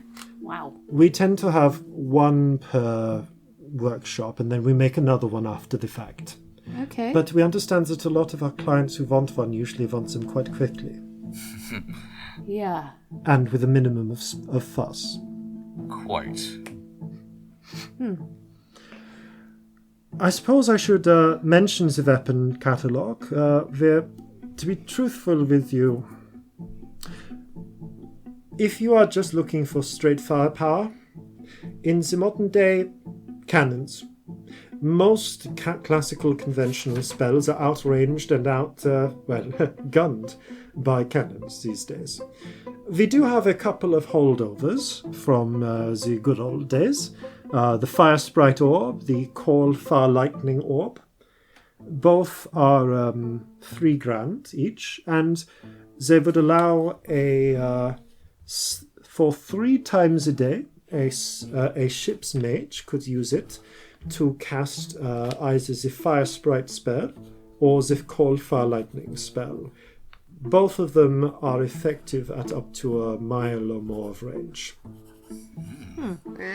These are decidedly homebrew spells. Right. Yeah, nothing is a mile range. Oh, attacking no. in the player's handbook. No. Noted. But yes, there exists a 4th level now. There exists now in Calcinea 2 4th level spells that can be used at sort of gunnery range. That's really, really cool. I will and probably like have a quiet talk with I'll probably have a quiet talk with Robbie about those between sessions. I mean, you're welcome to talk to Scamp about it, but I don't think it will help you. That would require a degree of fourth wall breaking. Scamp would be very confused to talk to Jason, let's be honest. Yeah. Who are you? What's going on here? Ask no questions. Mind wipe.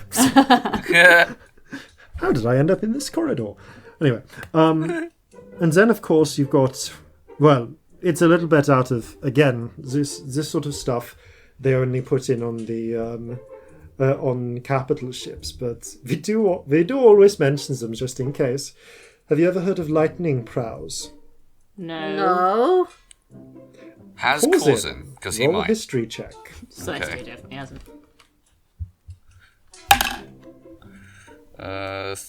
13?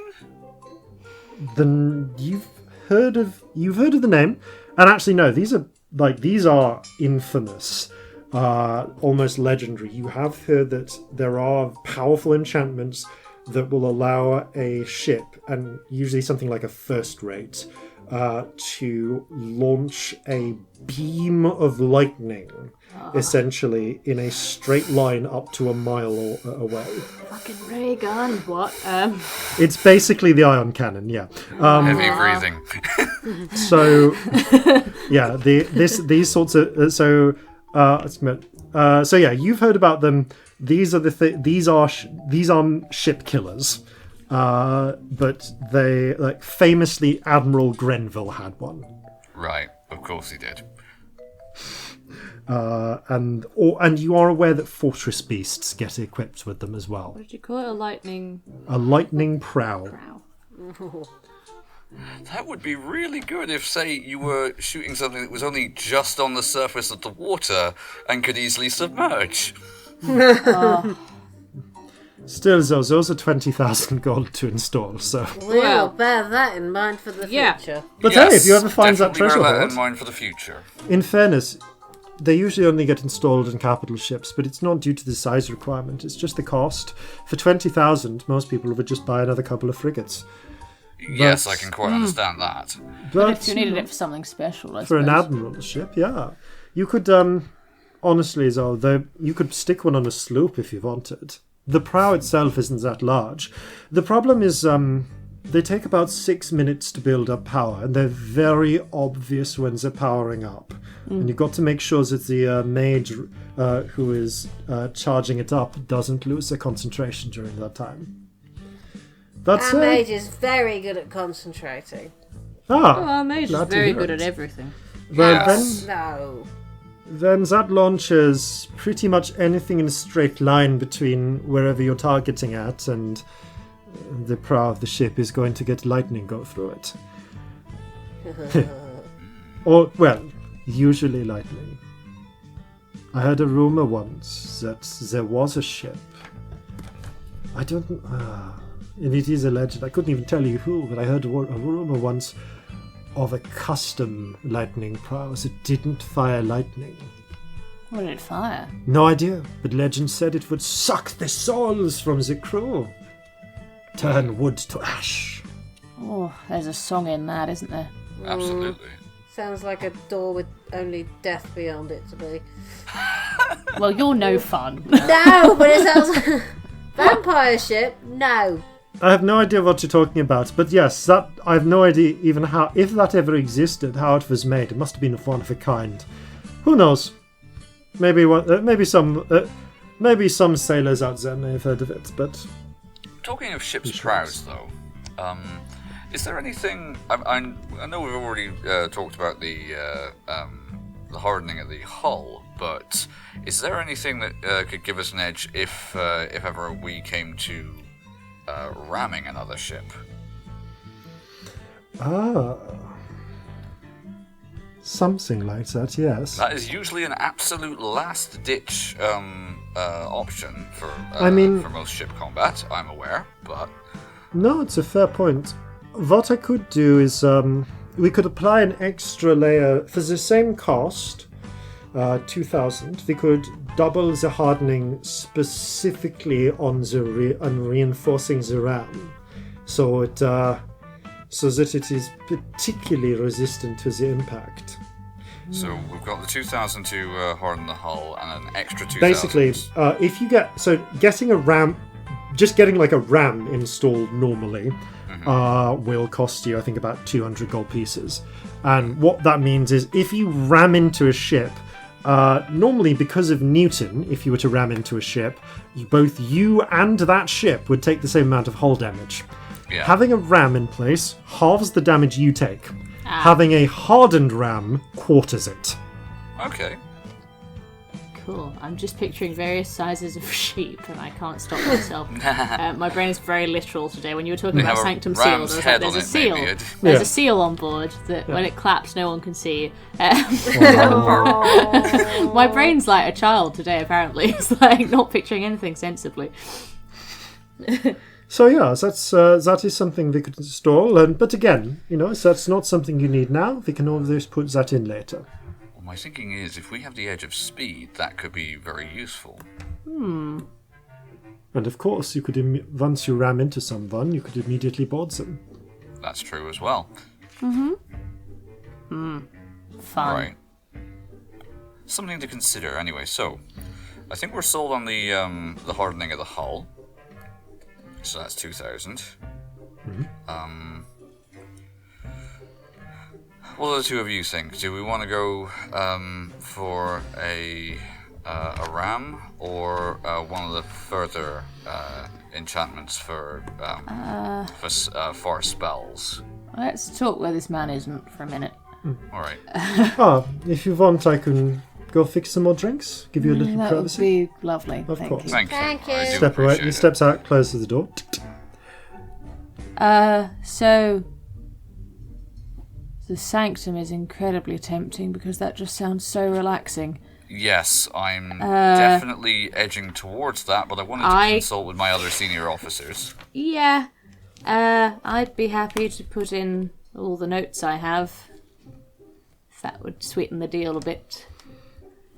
Well, I've got 1,400, so that would be down to 2,600 that we'd need for that. hold on to your personal money for now. Now, I bought the ring because that's a very specific personal thing. I know it's not usually the done thing that the engagement ring is offered after the wedding, but I didn't have one for Molly, and I felt that would be a useful thing. You two are so cool. Oh, you've bought her an engagement ring that makes her better at killing people. After So you got good. married. Well, we're nothing if not unorthodox. It's just, it's great. You're adorable. My point being is that you have your own money. You should spend that on what you specifically want to spend that on. I specifically would really love people not to be looking at me. Well, that's going to be a thing that possibly is.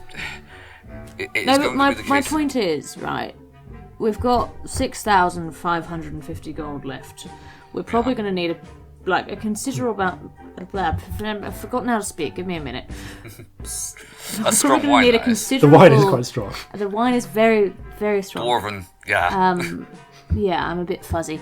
Probably going to need quite a lot of that to hire any specialist crew that we want, all that shit. Yeah. So if we spend That's a fair 4,000 of it on a sanctum, that's quite a lot. But if we spend, 2,500 on a sanctum and I put the rest in, that's not so much, and we still have quite a lot left over to start a business. And to be honest, I just love the thought of just not being looked at for 3 months solid. Well, that's fair enough. Sounds If you're- delicious to me. If you're perfectly happy to do that, Celestia, then I'm perfectly happy to let you. I can't think of anything nicer. All right. But For your at the peace same of mind and time, for everyone's I know peace that of that mind, is then I think it's also worth it. a really selfish motivation, and you are the captain of the ship. Your So if selfish there is- motivation is not likely to, in any way, detract from the well-being of anyone else on the crew. And frankly, if it's something that we can have, I think it's something we should have, Yeah. because Yeah. we have attracted the type of enemies who can. Yep. So, it's actually a sensible thing for us all to have, and that shall be my ruling as captain. Meh. We shall have this. One Captain thing Horhace. I will just gently remind you of, because it is not a thing that the enchanter would think to suggest, Yeah. is that there is another item that you have been considering consulting with an enchanter on, although it is debatable as to whether you've yet to debate as to whether you want to do that, given that it would mean the spreading of dangerous knowledge. Oh, the teleport thing. Yeah. I very much... I mean, this is out of character, but I very much doubt that we have the money for that. You may not, but they may be willing to make other arrangements. You don't know. If we at least knew how much it would cost, in the same sense of, like, you know, like with a lightning ram, that would answer some questions, but... If we know how much it costs, we've already told them what it is. It's out there. Yeah. I That know. worries me. Alright, well, That horrifies me. I don't think we should do it yet. let's leave that for now, then. It would be Because- really convenient, and it would be just awful. Yeah. It'd be world. amazingly convenient, but the thing is, as far as I understand it, isn't Wisdom going to try and take that to mage school? Yeah. Or Well, at least a smaller version of it. that being the case, then, we may have a friend who can help us out when the time comes. I hope that isn't... I think it should be someone we can trust, you know? Yes, and I hope that isn't terribly mercenary of me, but I think that if there's a person who we know we can trust, who can do this for us, I'd much rather go to them than have another person unnecessarily know that this is a thing we have. I mean, this isn't just another person, this is a whole clan. Oh, yes, You admittedly. know, that's the thing, like, it's not just... This dwarf clan, if we asked them, they're not going to keep it secret. At least not amongst themselves. They're going to start selling it to other people. No, that's true. Alright, well, I would, that's just good business practice. Yeah, Yes. I don't like giving it to anyone. Let's not do it yet. It just doesn't feel like the right time. no, you're right. Well, alright, so... If we decided then on the hardening of the hull, the sanctum, that brings us to 6,000, plus the 2,000 you've put in. So Out of character, give Ellie a second. no worries. So, 4,000. No, hang on. Shit. So it's Okay. 6,000 for both of them. You've said Yeah. you would put in, I think, 20... No, 1,400 yeah, is what I've got. 1,400 is So what it's you put in. 6,000 for both of them, minus... Minus the 1,400 is 4,000. No, but I've already taken 2,000 off, so actually Cool. I'm only adding the 4,000. I'm Yeah. doing maths, give me 2 seconds. Sure. So minus 1,400 is... oh my god, what's 4,000 minus 1,400? Gang, help me. It's I've brains just run out. 2,600. Thank you. 2,600. 2,600. Yeah. So, Maths that will with be- Flintlocks. Yes. somebody else, because I know we've got both Jason and Robbie in this Yeah. cast. Somebody else do 6,550 minus 2,600, please. So 6,550. 6,550 Yep. minus 2,600. Okay, minus 600 is 5,950. 3,950. 3,950. Alright. Thank you. I was doing so well, and then my brain just stopped. Yeah, I can't was describe it trying to any do other that, way. But no, So 3,950 Yep. is what we have left to play with on crew. Fabulous. And I'm that's just decent. like, literally in this character I am just going to blow my notes on that. I still have some like physical gold, not loads, Right. but I just do think like in this character it's just worth it. Just No, is. absolutely worth it. Got fuck all money now, but fuck it, honestly. Like it's so worth Corzin it. has not that much now, but Yeah. But yeah, so we have 3,950 to play with on crew stuff. I have already minus supplies and that kind of thing, and base wages, but anything else that we want in terms of specialist crew, that's how much we have to play with, basically. Cool. cool. Awesome. All right then. Do you, in which case, having worked these out, do you propose these to Bjorn? Yes. Yeah, the Oh. So are we all happy for going for out of character, the sanctum and the Yeah. hardening? Yeah. Lovely. You Let's do that. Okay, you present these to Bjorn. An excellent series of choices. We will have this. I will send a message to have the hardening process begin, and I will ensure that the seal is suitably installed. He works with you, Corzin, to select a point on your ship. You've memorized the blueprints, which is a room which kind of is conveniently placed to be a sending room, kind of deliberately windowless, so it doesn't necessarily give away your Yeah, it position. would have to be somewhere like in the center of the ship. Yeah. It's just I'm a imagining- room. It is just, it is a room. You could maybe tell by the sound and the way it moves that it is a ship, but that's all. On a ship tells you nothing. Yeah. Yeah. You get a sending room. It is also coincidentally large enough that were you to ever install a teleport circle there, it would be wide enough to fit one. Cool. So it's ultimately just like a cargo space underneath the forecastle Yeah. at the moment. Yeah. Once this was done, he takes the money from you, sends you off with a little gift bottle of wine. Oh, thank you very much. Thank you. Very kind. Oh, it's been This will very add good business. another bottle of wine to my inventory. It's not, top ranking bottle of wine, but it's a decent bottle. Oh, it's a decent And you I already have two from before. you carry on back into town. So, you've sold off your loot, all of it. You've made some investments, and soon you'll need to begin the process of hiring a crew and hiring some officers. But that is something to do after these, no doubt important, messages. And now for a word from our friends over at The Roaring Trainers. Welcome to the Roaring Trainers, Canto in the Jazz Age, a real play, 5e D&D podcast set in a 1920s Pokemon world. Follow Wesley, Sandoran, Atticus, and little Abby as they meet new friends, discover new Pokemon, and explore the landscape on their Pokemon journey. With mature themes, funny jokes, and sometimes dark storylines, The Roaring Trainers is a story for those of us who grew up on Pokemon and are looking for a Pokemon adventure that grew up with us. Follow them on Twitter and find them on any podcasting app by searching The Roaring Trainers. They took everything from us, Abby. I don't know who they are. I know the Red Rocket, but I don't know what that means. I gotta find out, though.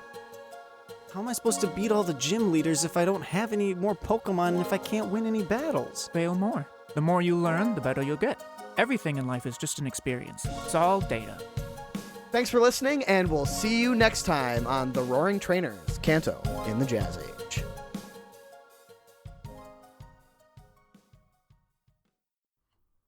Hello, it is I, Hollander. I have been on many adventures since last we spoke. I have won a spoon, eaten a troll, liked, shared, rated and subscribed to Flintlocks and Fireballs, and learned the meaning of love. You can too. Bye-bye. And welcome back. So, anything else you want to do in Alisant before you eventually head on to either to Delay or Kion from there? Open question to everyone. Yes. I want to go and look for some books. What kind of books are you looking for? Magic books. Okay. That's fair. I want to go to the university where I so cunningly managed to buy books before. You did so well last time. Yeah. You head to the university library, where you see the same. You see a librarian. The librarian is talking to a halfling. He's looking the other way. Looks up. You again? Hello. I thought I. The figure looks back, and you recognise the curly blonde beard and sharp blue eyes of Professor Moriarty. Ah, Scamp. Hello. Wait, you know this tiefling? Of course I do. They're one of the saviors of Seoul. Hello. Oh. The librarian goes a little red in the face. How may I help you? I would like some books, please. Kind of looks anxiously at Arte, who waves a hand. Sell them. Sorry, wrong one. Just sell them whatever they want. Yeah. Standard rates for students. Of course. I would like whatever spells you've got that can be cast as rituals. I want to see those. And have you got any books on enchanting? They kind of flusters from him. Oh, I can certainly make ritual spell books available. Enchanting, unfortunately, is very much... Well, there is some research underway to try and develop our own techniques, but in truth, the dwarves have sort of had the monopoly on enchanting for ever. However, there are many strides being made forwards. For instance, the necromantic repeater is an excellent example of a recent halfling, actually, innovations. What is that? It's a type of device which allows a non-mage to sustain a small unit of undead soldiers. Oh, no. What? No. It has a practical military application. Anyway, the point is, we're making strides forward, and I feel confident that perhaps, within the next 50 to 60 years, there will be many non-dwarven enchanters. So I can't learn to make crotch lightning every day? Puts up a finger from her mouth open. Actually, one moment. Draws out a little reference book, flips through a few pages.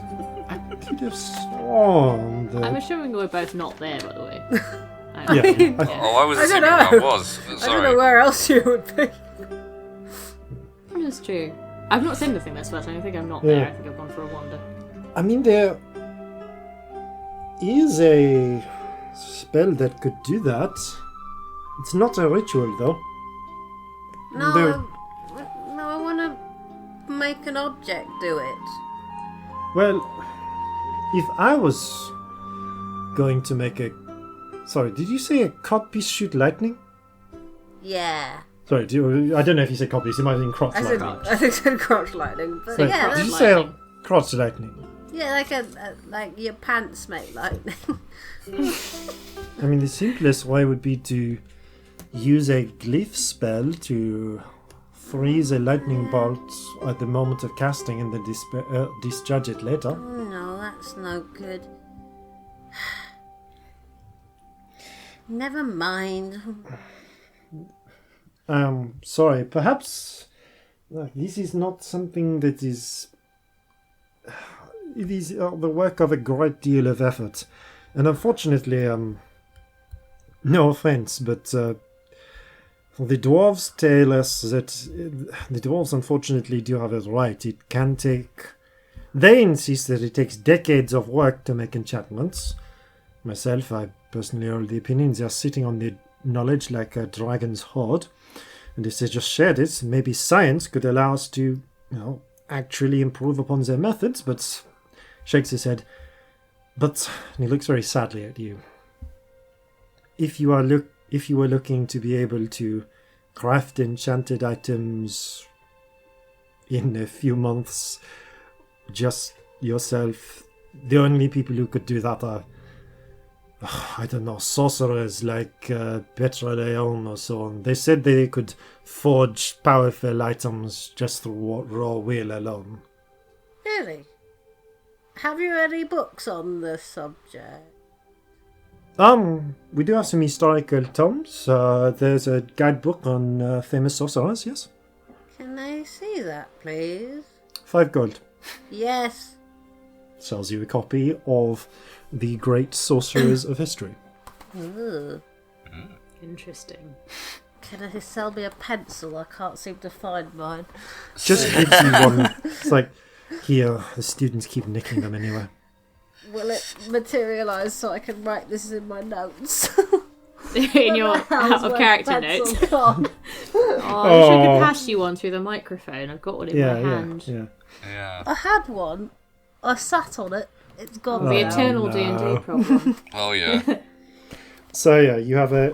It'll take you a bit of time to read through that, but I'll take it with me. That's some fine. information. Magic books. With regards to a ritual textbook, right? So you basically what?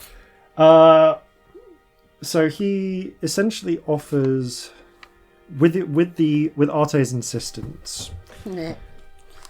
he can provide you with. I believe you already got all of the first level rituals from him that you could get previously. I've got quite a few. Let me see if there's any you're missing. First level. I think you actually just bought the standard textbook. Yeah. Yeah. I don't have Find Familiar, actually. Or Unseen Servant, but it's whether they're available is not necessary. Okay, I will say that Unseen Servant and Find Familiar are... Find Familiar is going to have some slight adjustments to how it works for Calcinea.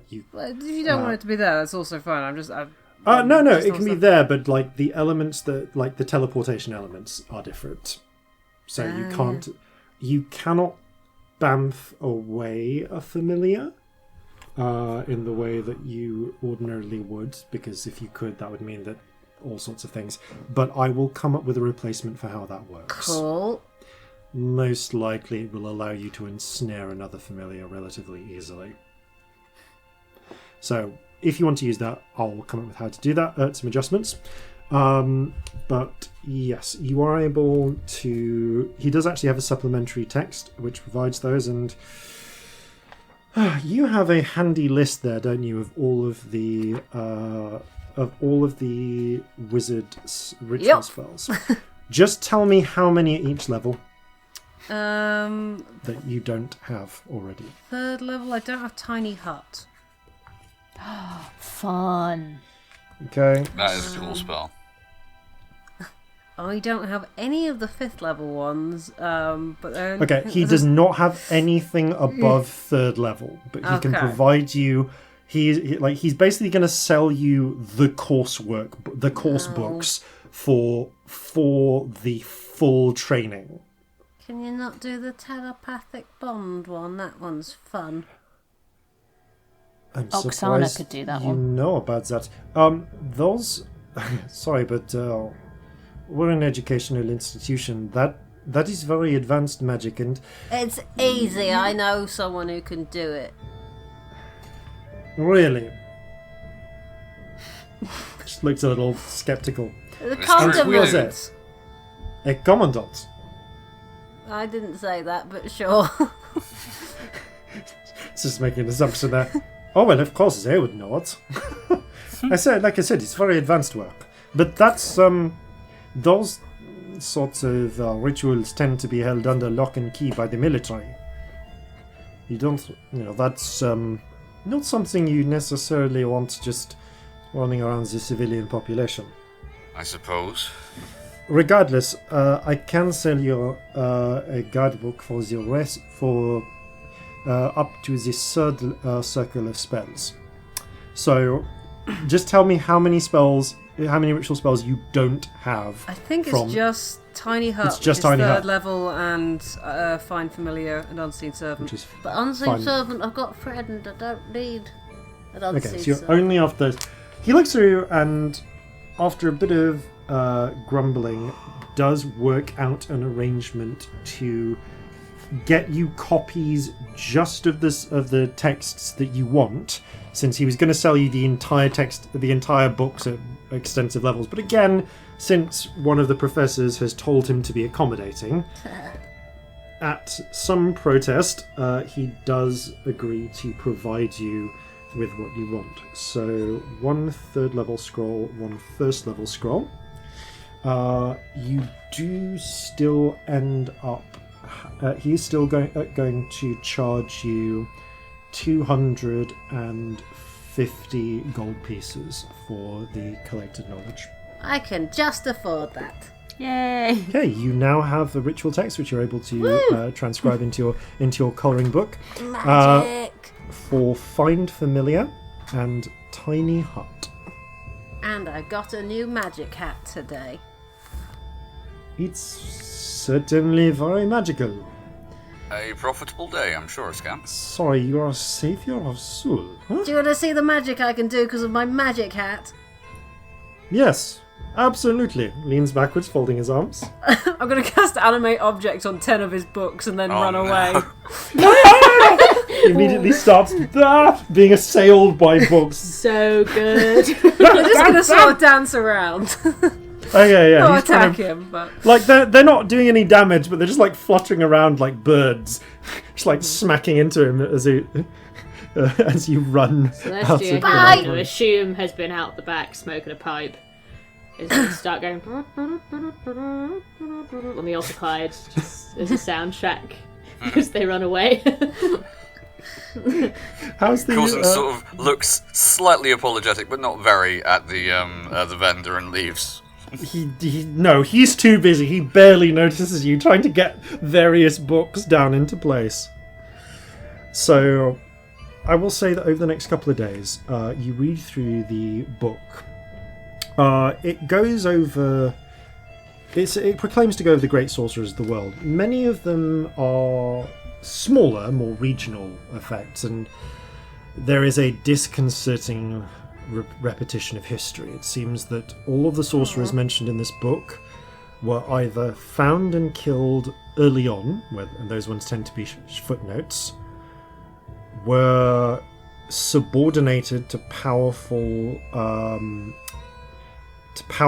more mundane rulers and used as tools, or went off the deep end and either carved out empires or, raised, or just, shadow bombed entire cities in the way that Alderai the Black did.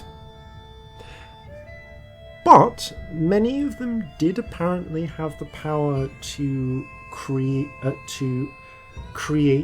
magical items. It seemed that the ability to do this was almost instinctual to them. And it relied a lot, not on the very technical means by which dwarves do it, but almost an ability to subsume the powers and abilities of magical creatures or certain powerful substances and kind of write them into an object. For instance, there is a legend in which Petrolaeon fought, duelled, and slew a powerful silver dragon, and was able to bind its lightning breath into a spear that he carried, tipped with one of its teeth, and could conjure lightning from it. So it seems that the way that you create powerful magic items is by finding either powerful magical materials or getting hold of powerful beasts or something, or monsters or something like that, and kind of following your instincts in ways of creating magic items from them.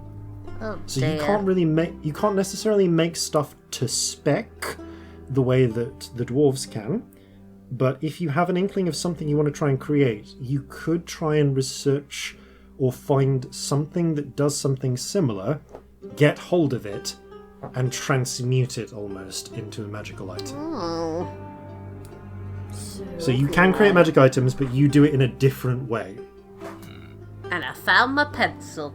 Hooray! So I can actually write some Jeffrey of this was down. chewing on it this whole time. Jeffrey! I'm trying to write in my book.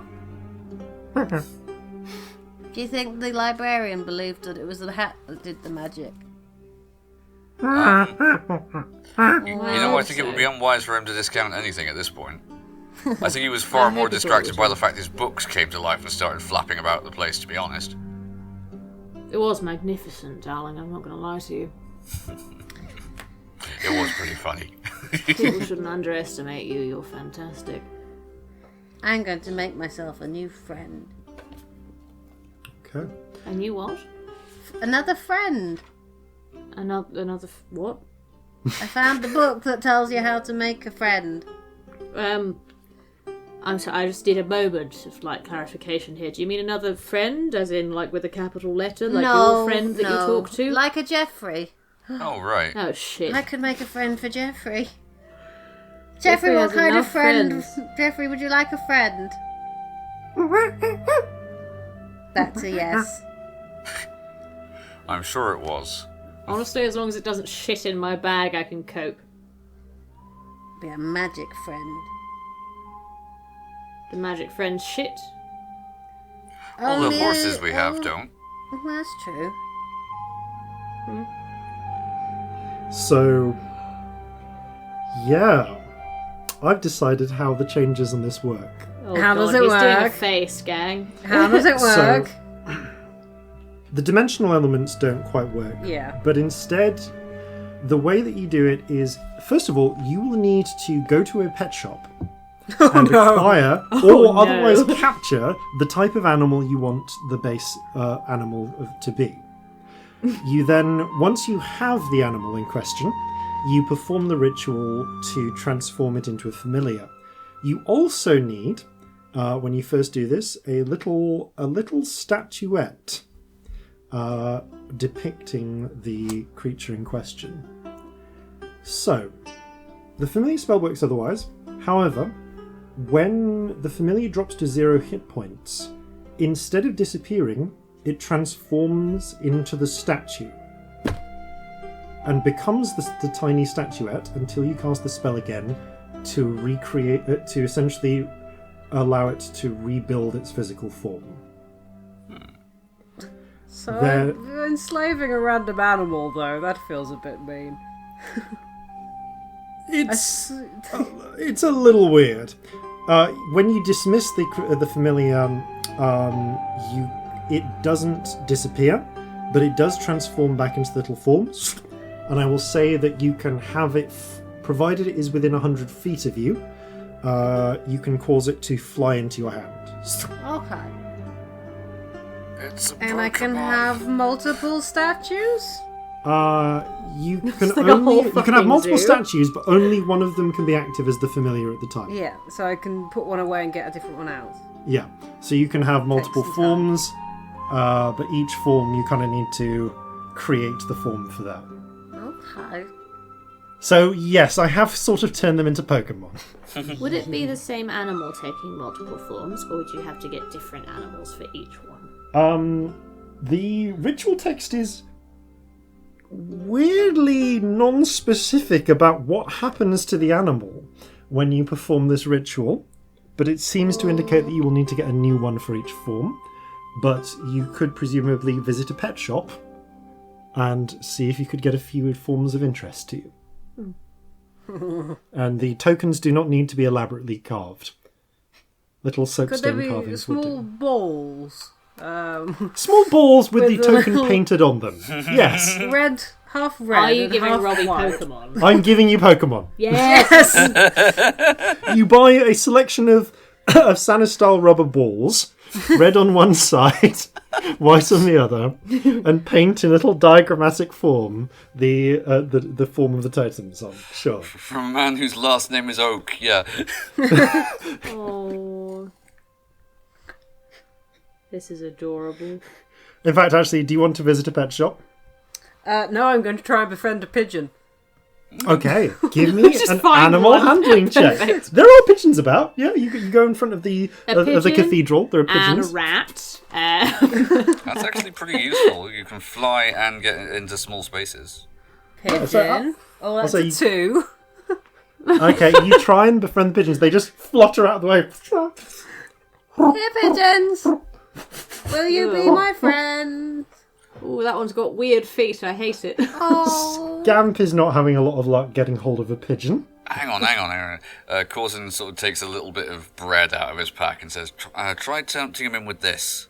Celestia doesn't get involved. Corzin, she just sits with you her make back an against animal a tree handling and check this watches. time. Okay, Probably Corzin's with a animal pipe handling hanging is out her not mouth, great. I to be think this is honest. the first time I've ever rolled animal handling as Corzin. Actually, no, there was the disastrous incident with the horse. I think that was my only animal handling check as Celestia. The only times I've rolled have been with horrible things that have happened to horses. We don't treat horses well in this podcast. We don't. Okay, that's why we 16. have magic ones. 16. There you go. The pigeons, a few of the pigeons do kind of come close and start nibbling at bread. Oh, that's properly disgusting. That is. One of them, it is the fattest pigeon. The fattest of the pigeons. Like, this it. weirdly almost round pigeon waddles up and seems to take a liking to you. And after a bit of encouragement, just seems willing to let you pick it up, provided you keep bribing it with more crumbs, and even set it down in the hastily drawn little chalk circle. So the little red India rubber balls and the little bits and bobs you need to do for the ritual, each one of these rubber balls, and coincidentally the same amount of incense for each time you need to cast it, will cost you 10 gold pieces. So how many rubber balls and how much incense do you want to buy? Oh no. Essentially, how many castings do you want? So I spent, how much? It was 260, wasn't it? Yeah. On books, and then 5 on the other 250. book. 250. So 255. I've only got 35 gold. Oh shit. Well, if this is useful to you, I'm willing to pitch in an extra 10. Well, I'll get 3 for now. Alright. I'll give you 10 if you want. No, it's I'll give you 20 alright. if you want. I don't mind. No, I don't use money much. I know, but if you want it for things. No, it's alright.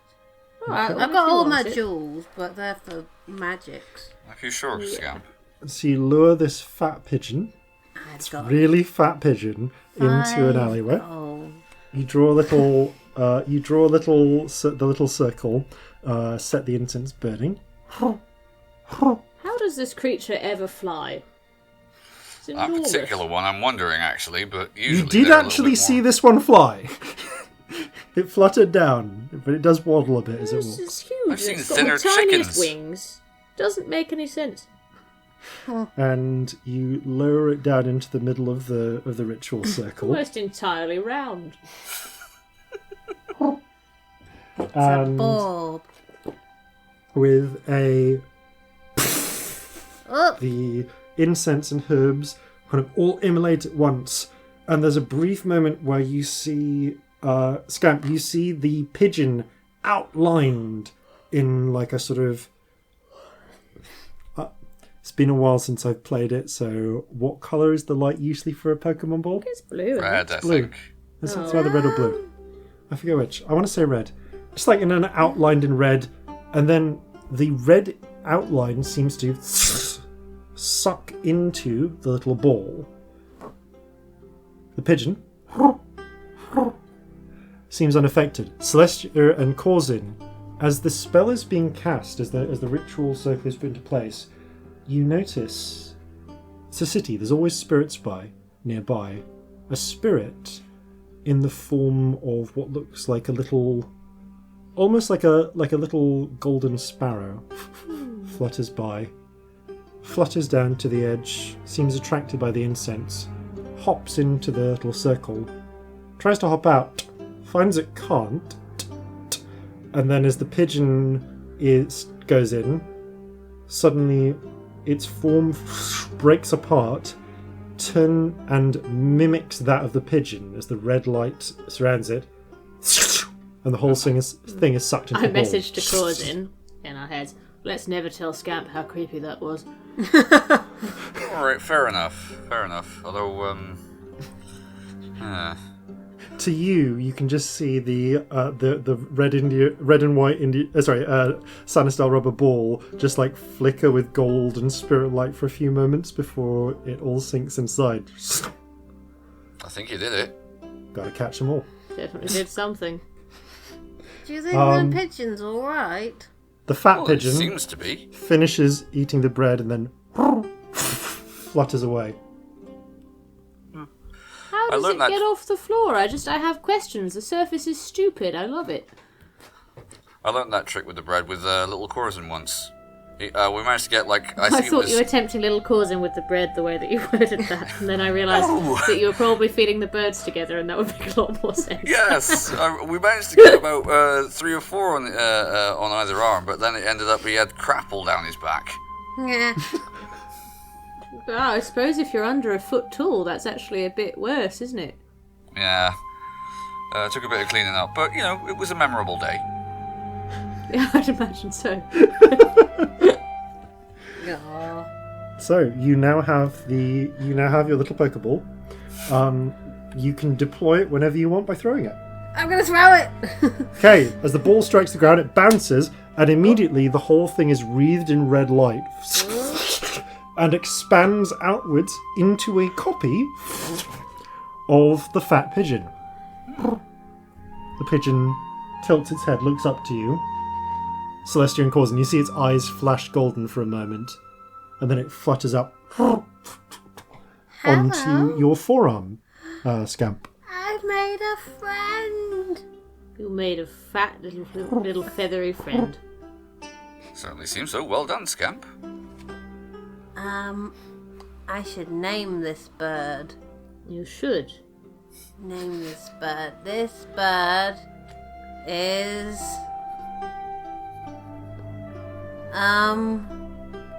Marjorie.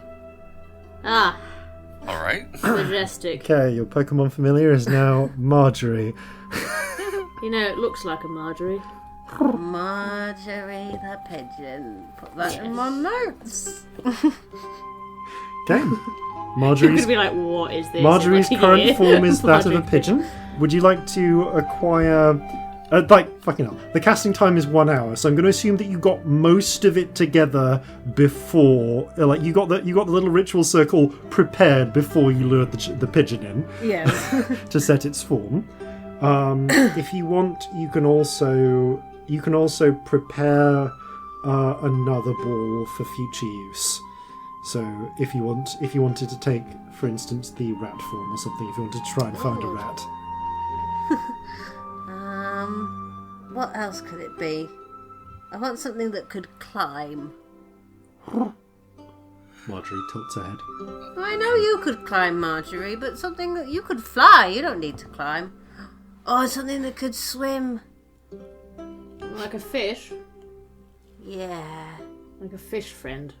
Or an octopus. You've got an octopus friend. I do, but it's not the type you can charm like that, I don't think. No, I need a real one. Yeah. Where would you find an octopus? Usually they're in warmer climes, so, we might find one in Sunder. Okay. I've never actually seen one that isn't a spirit. You could, just thinking about the things you could get here, you could try and get an eel from the river, potentially. Oh, God. Oh, that's really gross to think about. Take it out and put it in the circle while it just thrashes. Oh, God. So bad. An octopus would at least be not immediately dead on land. Yeah. That's true. Is that how it works? Do they breathe? No, but they can hold their breath for quite a while. Oh, that's clever. Yeah, they can move on land, but not nearly as fast as they can in the sea. Don't they go a bit squidgy on land? They're all muscle. Yeah, I mean, if you look at this one, he sort of gestures to the ambivalent octopus and points out how the arms on it are quite long, but also quite prehensile. To demonstrate them, the ambivalent octopus shrugs. Good arms. Well done. Yeah. Wish I could see. Yeah. Yeah. Yeah. Yeah. Well, they had to hold all those swords once upon a time, do you remember? Yeah. No, I could see them. I saw the swords, I suppose. Did you see the swords? I think you might have been blind during that bit. visible? Oh yeah, you were blinded. You got during blinded that. during that. Oh no, I didn't see anything. Yeah, something funny happened to your eyes. Oh. That was grim. Yeah. Oh, let's not do that again. No, it was awful. Yeah, let's avoid that. Although I think if it were something that was caused magically, I could probably counter it now. With the help of our friend here. You have got very good lately. Thank you. Alright. So you're going to hold off on another form. Oh, a until you- lizard! Well, Do we have lizards in the Underdark? I feel like maybe we would. Yeah, there's like not many because lizards tend to prefer warmer climes. But like it's certainly possible to like you could go around and see if you can find a newt or something. Newts aren't lizards! No, I know not they're lizards. amphibians, but like like trying to think like there are smaller lizards in Seoul. Oh, France is full of lizards. Yeah, like not right in the middle of the city, but I guess if you're into the country, you could And probably go get some. pet shop, I suppose. They might. Up to you, darling. I'll leave it for now. I don't want to take up all our day. Okay, so Yeah, you're we've not got going to go to a time pet if you shop. want to go to a pet shop. Well, if we see one, but let's not go too out the way, because we've got stuff to do. Okay. There, like, if you want to make a quick investigation check to see whether you can ask for directions to a pet shop, you can. Okay. Yeah, cool. Do you want me to do it? Yes, go on. Yeah. I'll say. With advantage? I think it's like you're just doing a quick check, so just a straight one. Just a straight one. Dirty 20. Okay, so you do find. Okay, so you do find a pet shop which someone directs you to in a corner in a back street near. Not too far from Horn Alley. It's a proper. It's a little. It's a very cramped little shop, but there are baskets filled with various animals. There are and little cages, and even some, even a number of little tanks with various fish and so on swimming around. And there is a oddly familiar Ferocian looking figure standing at the counter. Hello and good welcome. I am Truthful Al-Sadim. Welcome to my Truthful Al-Sadim's Pet Emporium. Hello. Hello. How can I help you today? I see you have a fine purchase already. Unless you're looking to sell them. No, Jeffrey. Good. Then how may I help you? I would like. He looks exactly like the Just the merchant same. you've got, Jeffrey. Yeah. Oh, wait. Like suspiciously so? Just like exactly the same. Like slightly different haircut. Okay. But it has been a few months, so he could have just cut his hair. Yeah, that's what I'm thinking. But that I think was back in Kion. No, that was back in Crosswater. That was Crosswater. Yeah, Sorry, Crosswater. yeah, I meant to say Crosswater. Yeah, that's also where you got the pigeon. Not the pigeon, the parrot. Yeah. The parrot that lasted almost an episode. Yeah. Almost a whole Almost episode. But we a did whole make episode. a big friend from that one.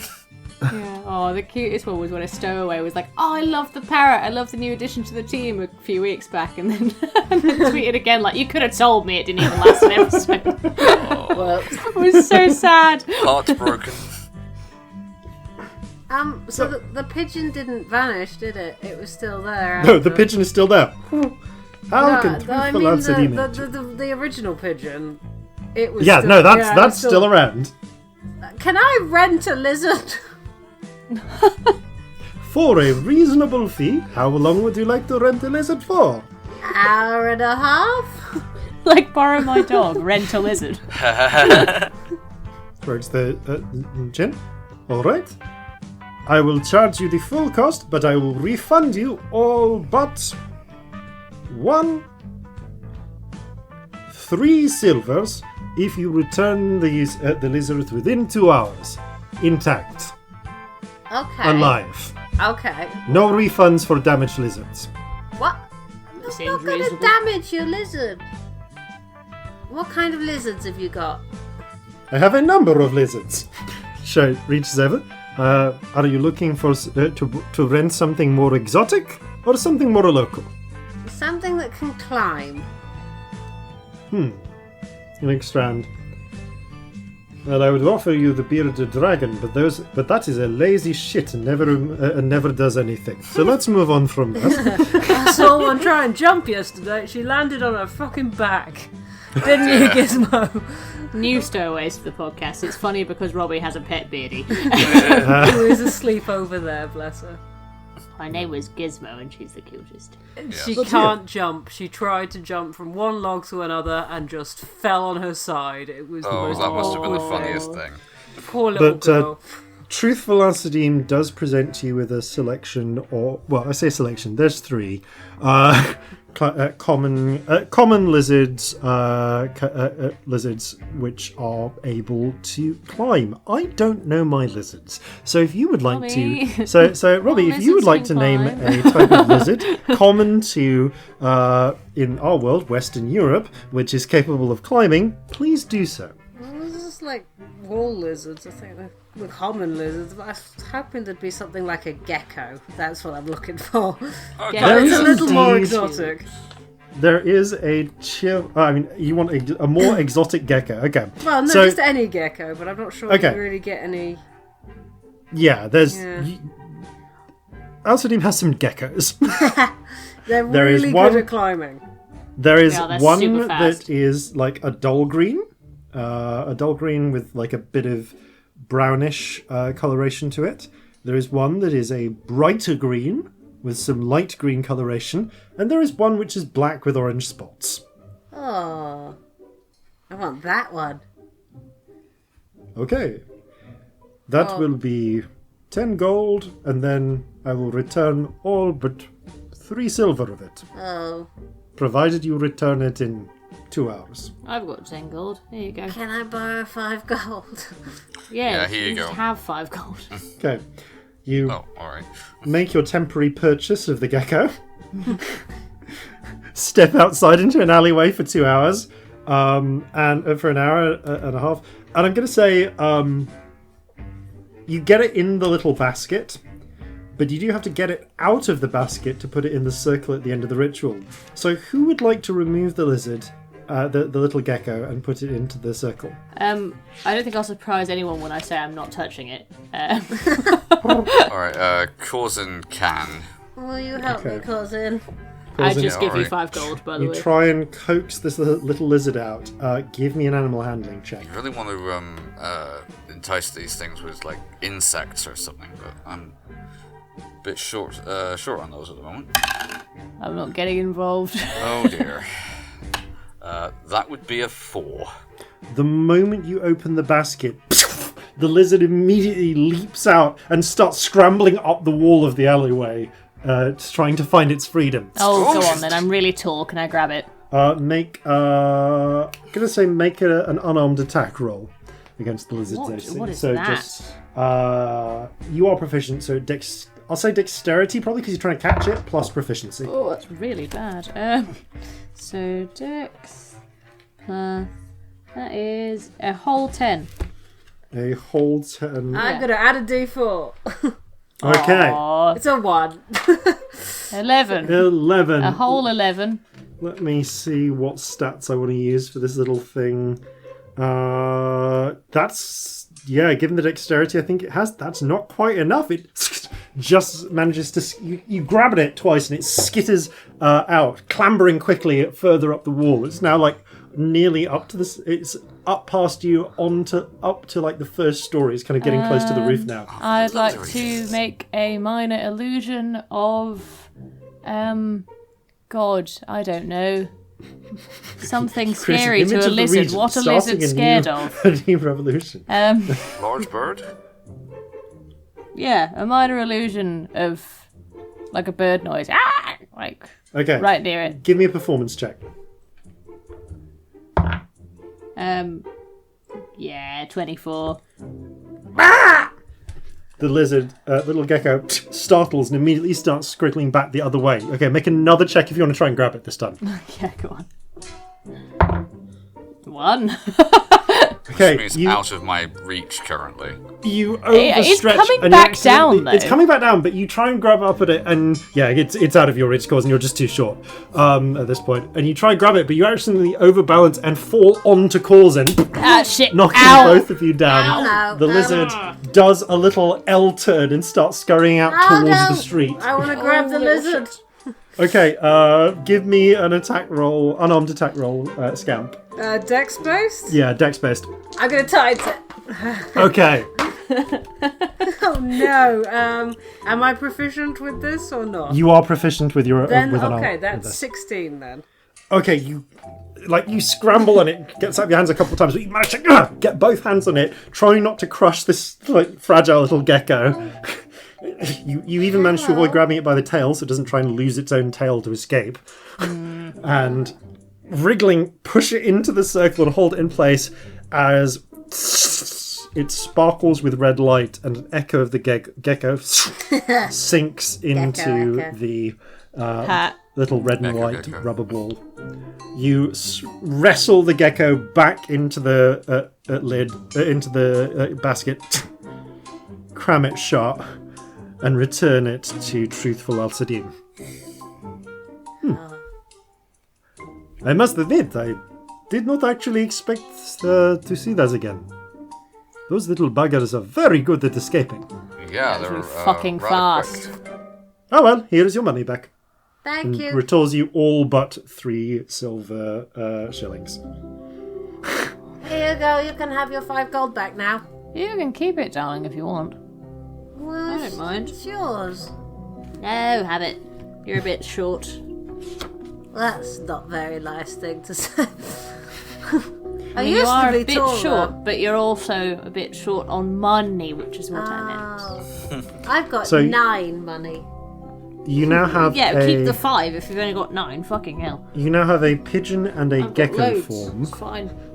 for Marjorie. Would you like so as well as having the pigeon and gecko form, both of those so the pigeon ball is now currently Marjorie's body, but the gecko ball is charged up and can be used whenever, and you also have you have a thing of you have enough incense to re-summon Marjorie again in future. So I'll say you haven't completely used so you've got essentially 2 charges of Marjorie left as far as companions are concerned. Lovely. Do you want to try and purchase rent another form for Marjorie? No, it's gonna get expensive. Okay, you've got 2 Unless forms there's for an Marjorie. octopus. Is there an octopus? Roll me a luck check. Oh, 19. There might be an octopus. Oh, wow. There is a tiny rainbow-coloured octopus in a love jar. it. Ah, Corzin, it's like our spirits had a baby together. you are someone of great taste. That is the rare, deadly. Pauses for a moment. Oh no, sorry. That is the rare rainbow octopus. It's adorable. I love it with my whole heart. Is it always that colour, or can it change colour? I Most believe it octopus, can change yeah. its colour. Do not let it squirt ink in your eye. How much is it to rent your octopus? Let us say the same arrangement as before. 10 gold down surcharge, and then I will return all but 3 silver. If you return it in 2 hours, you are really trying to get the most out of these pets. In a short period of time. I'm I impressed. love animals. And nothing else is happening. Cousin, can I borrow 3 silver? Yeah, here you go. Truthful Sidim gives you a look, but is happy to take your 10 gold and the 3 silver. And Back to return them the you. alleyway. What? You step back out with this little jar with a tiny octopus in it. Hey, octopus. Okay, who would like at the culmination of the ritual to put the octopus into the to take the octopus out and put it into the center of I the? want to touch it this time. You want to touch it this time? Yeah. Animal handling check, please. it's gonna be like really, really bad. That's a 9. I'll add a D4. Have a 2. It's another 11. Okay, as you pick up the octopus, it Hello, writhes friend. and squirts a spray of black ink across your face. But narrowly, you manage to close your eyes in time. Kind of hold it down like a little cage of your fingers. As once again, the spell discharges, and a red after image of the octopus is transferred into the little red and white rubber ball, which you scribe a little picture of an octopus on, before you get it back up in your hand and plop it back into the jar. Oh, you're a little fucker. I love you. You wipe ink off your face. The octopus sort of swims around in a little jug, and you return it to truthful Alcidia. There you go. Thank you for the loan of your animals. And thank you for the 6 silver. Corzin, here's your 3 silver back. Oh, thank you. You're fine. Keep it. But Oh. looking at that octopus, you do wonder what do these spirits get up to while we're sleeping and whatnot. This feels like a bonus one shot at some point, doesn't it? You're welcome. One shot. Yeah, that'd be well good. Yeah. I don't know if I could do that with that. Like, I'm gonna have to think about how practical that is, given the secret knowledge and stuff. But it feels like that could be a fun, maybe non-canon one. Okay. Adorable. Secret. So, Marjorie now has 3 forms: pigeon, gecko, octopus. It's a tiny octopus as well, So tiny. like a little one. Okay, so accompanied now by your 2 pets, Jeffrey and Marjorie. I'm so glad that Marjorie's default form is something I can do a sound for. I know, right? You're going to have a menagerie by the end of this, aren't you? I never got pets before. I like pets. No, that's fair enough. I'm not complaining. Just No, pigeon's looking at me. I feel like it's getting ideas. it's eyeing you suspiciously. Ruffles its feathers.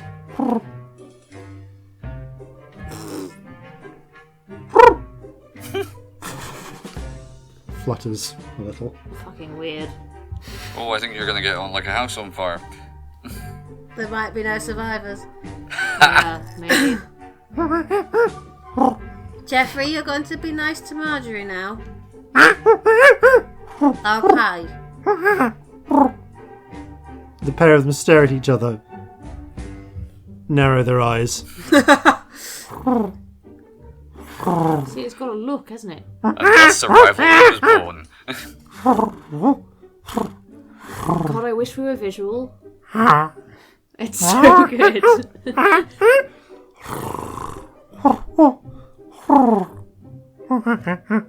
Jeffrey lowers his head.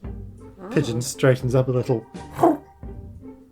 They seem to have worked out some manner of arrangement between them. Friend, is Jeffrey okay? He will be.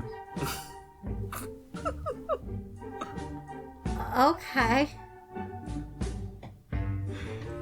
You carry on with your day. We move on from that. Anything else you wish to do in Alisont with your new pets before you continue on? Not really, no. Okay. I do have a Not me, question, anyway. actually. Yep.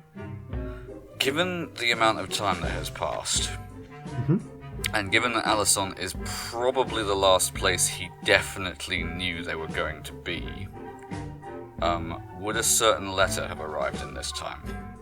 I think it would have. And you do actually find... Corzin, you have popped by the Courts of Justice just to check in. Things are pretty busy, but there has actually been some post left. I don't recall if it was addressed to all of you or just to Celestia. It was to Celestia specifically.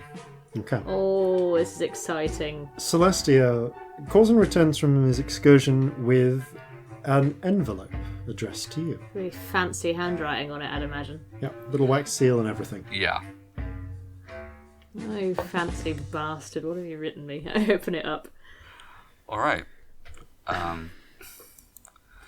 In a rather elegant hand, you read the following words. Dear Celestia, my sibling and I are settling in well here. A lot of people stare at us, but I suppose they've probably not seen many of our people. The jazz is killing me. Sorry, it's Sabnet. There are whispers as we pass sometimes. I'm not sure if it's awe, fascination, or fear, but I can certainly see something in their eyes. I offered the halfling general who met us here my services to train an arachnery force for them. Should we be able to procure some eggs and hatch them and raise them as our own.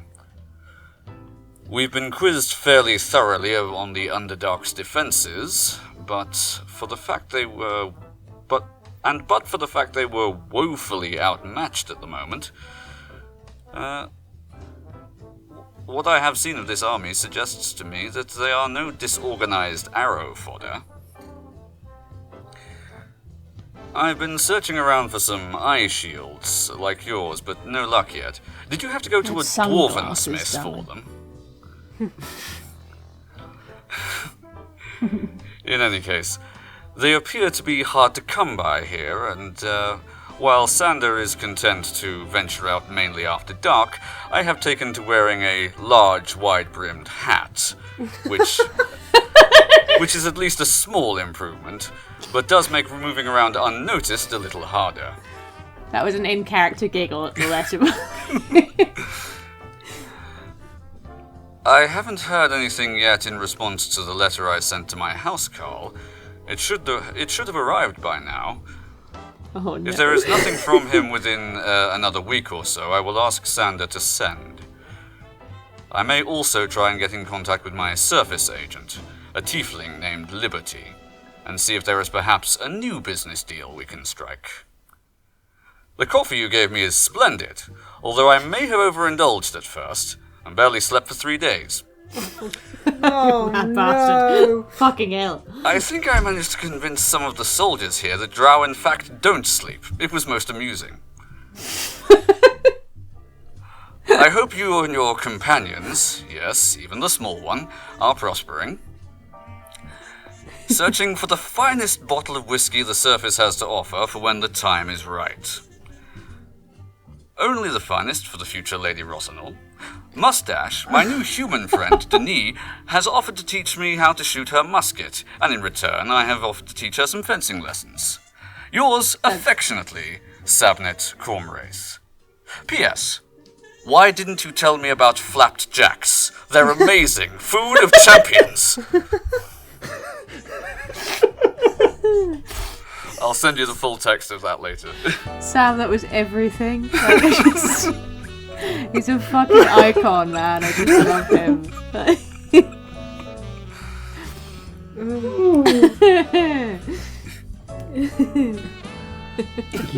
I might send to him in response.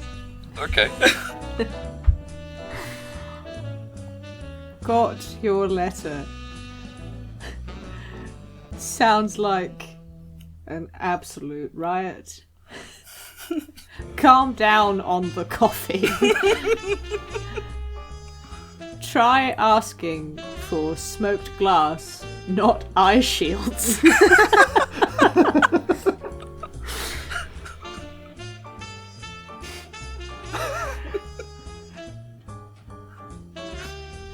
Miss you. Be well. The spirits flitter away. Alright, I'm going to make a request here, Jason. Can I roll for relevance?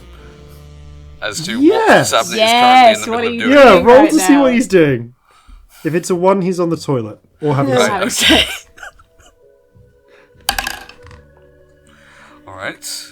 That's a 4. I mean, still likelihood of on the toilet or having sex, but possibly just in, literally halfway through lunch. All right.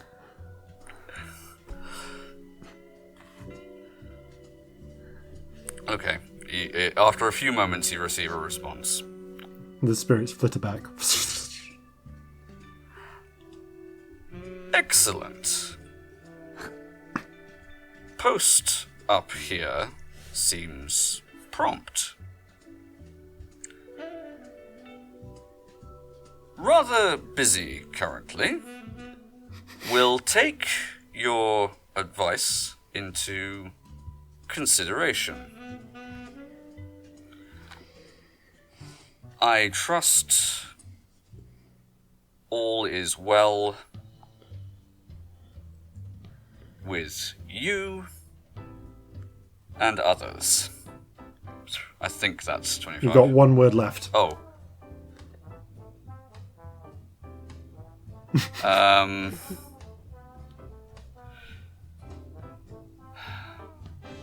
No, I honestly can't think of anything right now. Okay, that's it then. What are you doing? Do I get one word from that? Oh, actually, yes, I have thought of something. Just out of like, do you realise the sending's not over? Like, I just wondered, you know. Alright. The one word you get is... After a short pause, I'd imagine. Just short pause and then... Anyway. I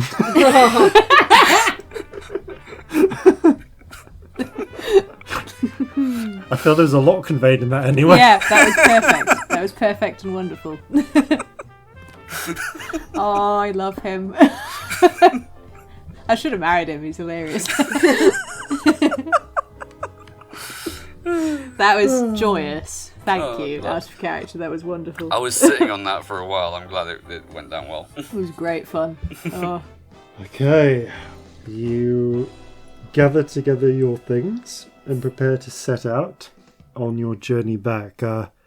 As you're kind of making your preparations and getting ready to leave, just because otherwise it won't discharge, Scamp, roll a D100. Oh no! It's just as you just kind of like, you feel a bit of pressure building as you're making your way just down the middle of the street. It's going to be hilarious if it's something really like long-term bad, like you age up or down because you used it to catch a fucking lizard. That is also peak Scamp, you must admit.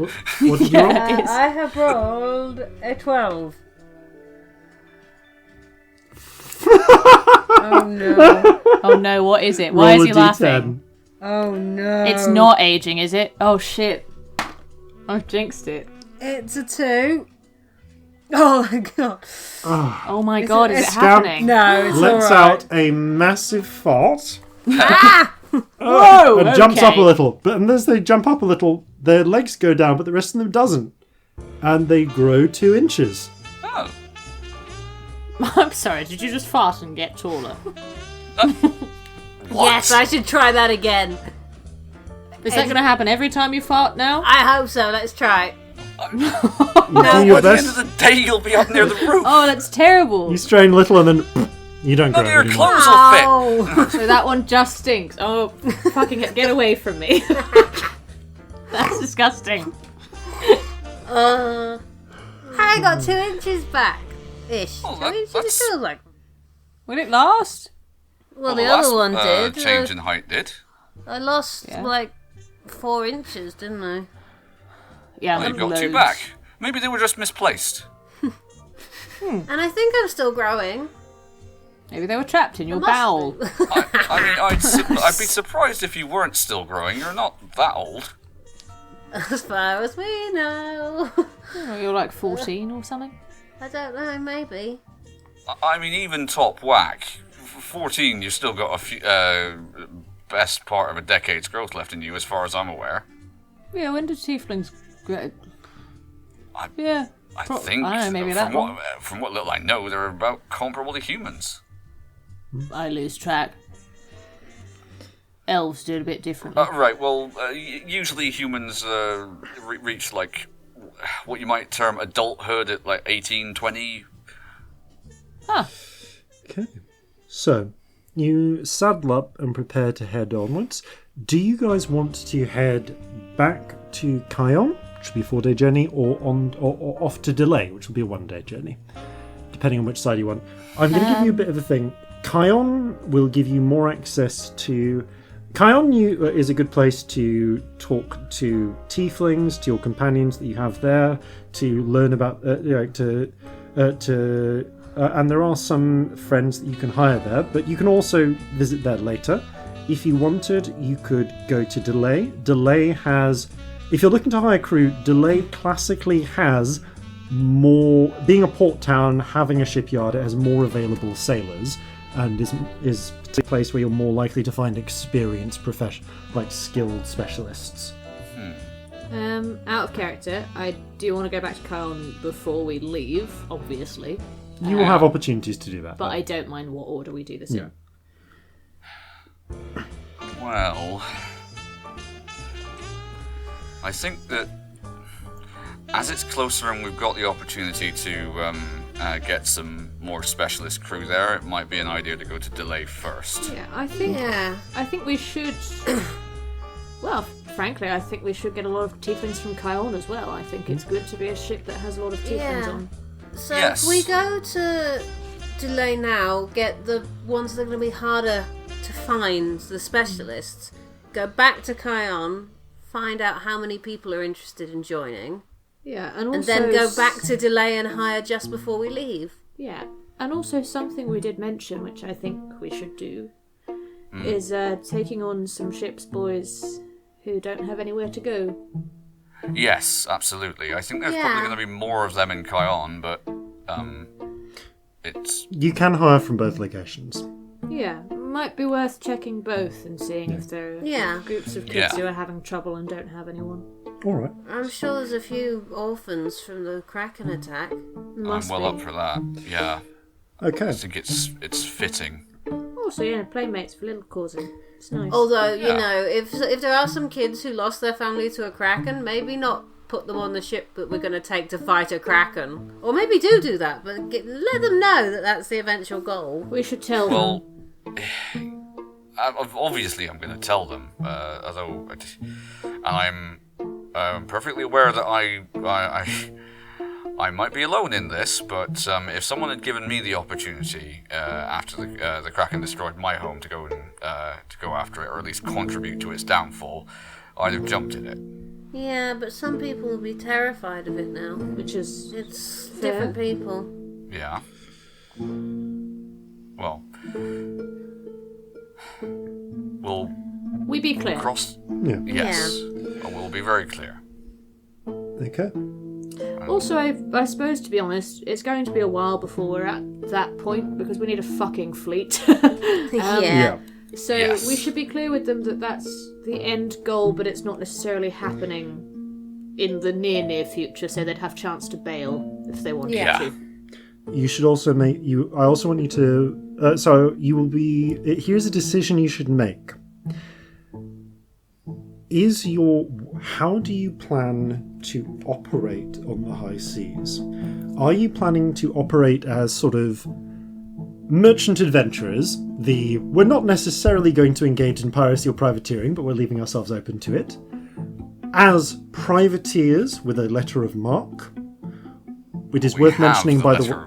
Yeah, it's worth mentioning you do have a letter of marque for 1 Marlin Brandy, and Sewell is once again at war with Orsyria, thanks to the coalition attempting to restore the monarchy of before.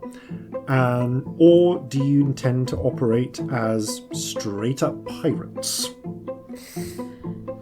Because this will affect the expectation of the crew that you hire. Shall we say we started talking about this in character? Because I have something I'd like to say about it in character. Yes, so this is a discussion you're having on your way to Delay. We're having it on the way. One thing I was thinking about is... We're sort of part of the Scarlet Wind Collective, aren't we? Yeah. Yeah. So you're saying I'd love it if we could free some slaves. Well, I'm absolutely not opposed to that. Though that does That would make well, us that does mean that we're definitely going down either the piracy or the privateering route.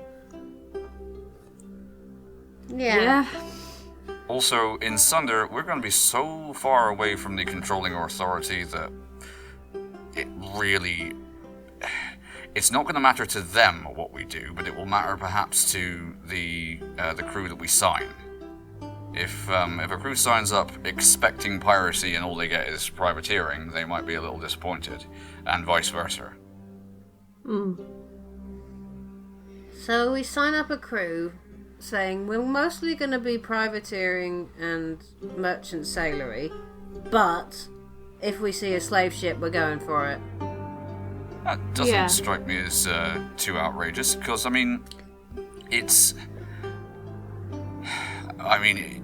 it at least aligns with where the political wind in Seoul is blowing at the moment. Certainly, they aren't going to be in favor of there being,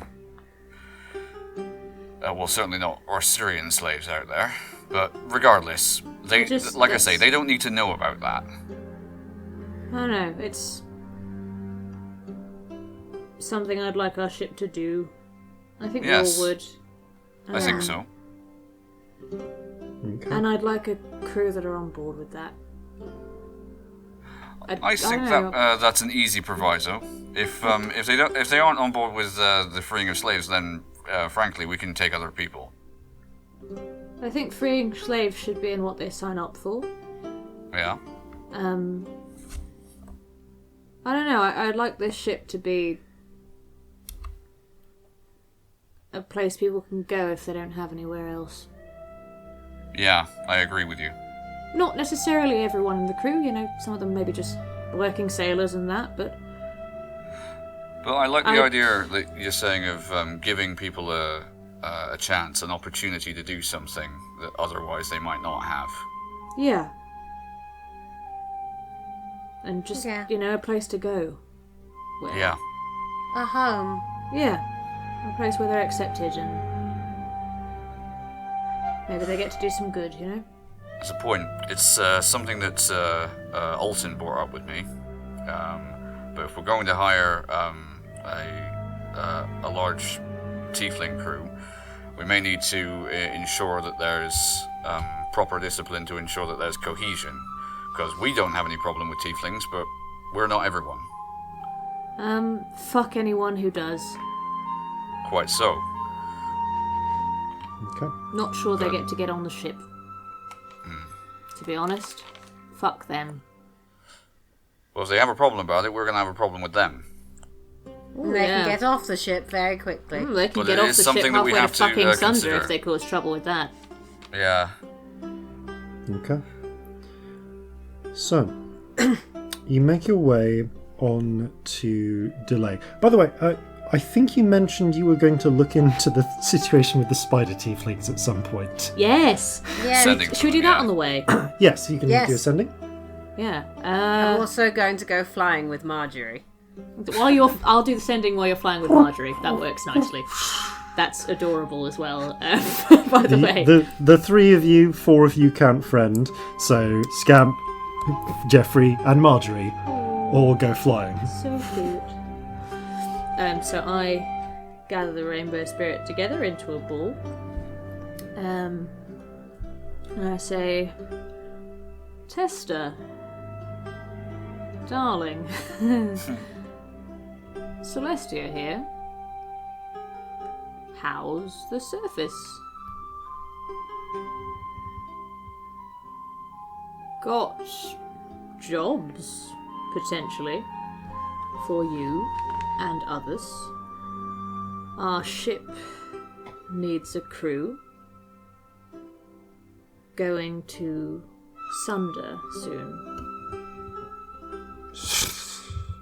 Long sorry. way. Sorry, what did you say was delay? Was the last words you said? Long way. Long way. I said. Okay, so you didn't give the location. I want them to know, like, it's a long journey that they're going on. There's a wait, and then the spirits return. Celestia. We spread across the Underdark, bringing the word of the new age. But my brother and some of his closest come to you. Where? What date would we need them in delay by, out of character? You would need them before the end of the month. So it's currently I'll just by this point like the 17th. So yeah, they'd have a bit over a week. Ship in Dulé, Sul, leaving in about a week. How many?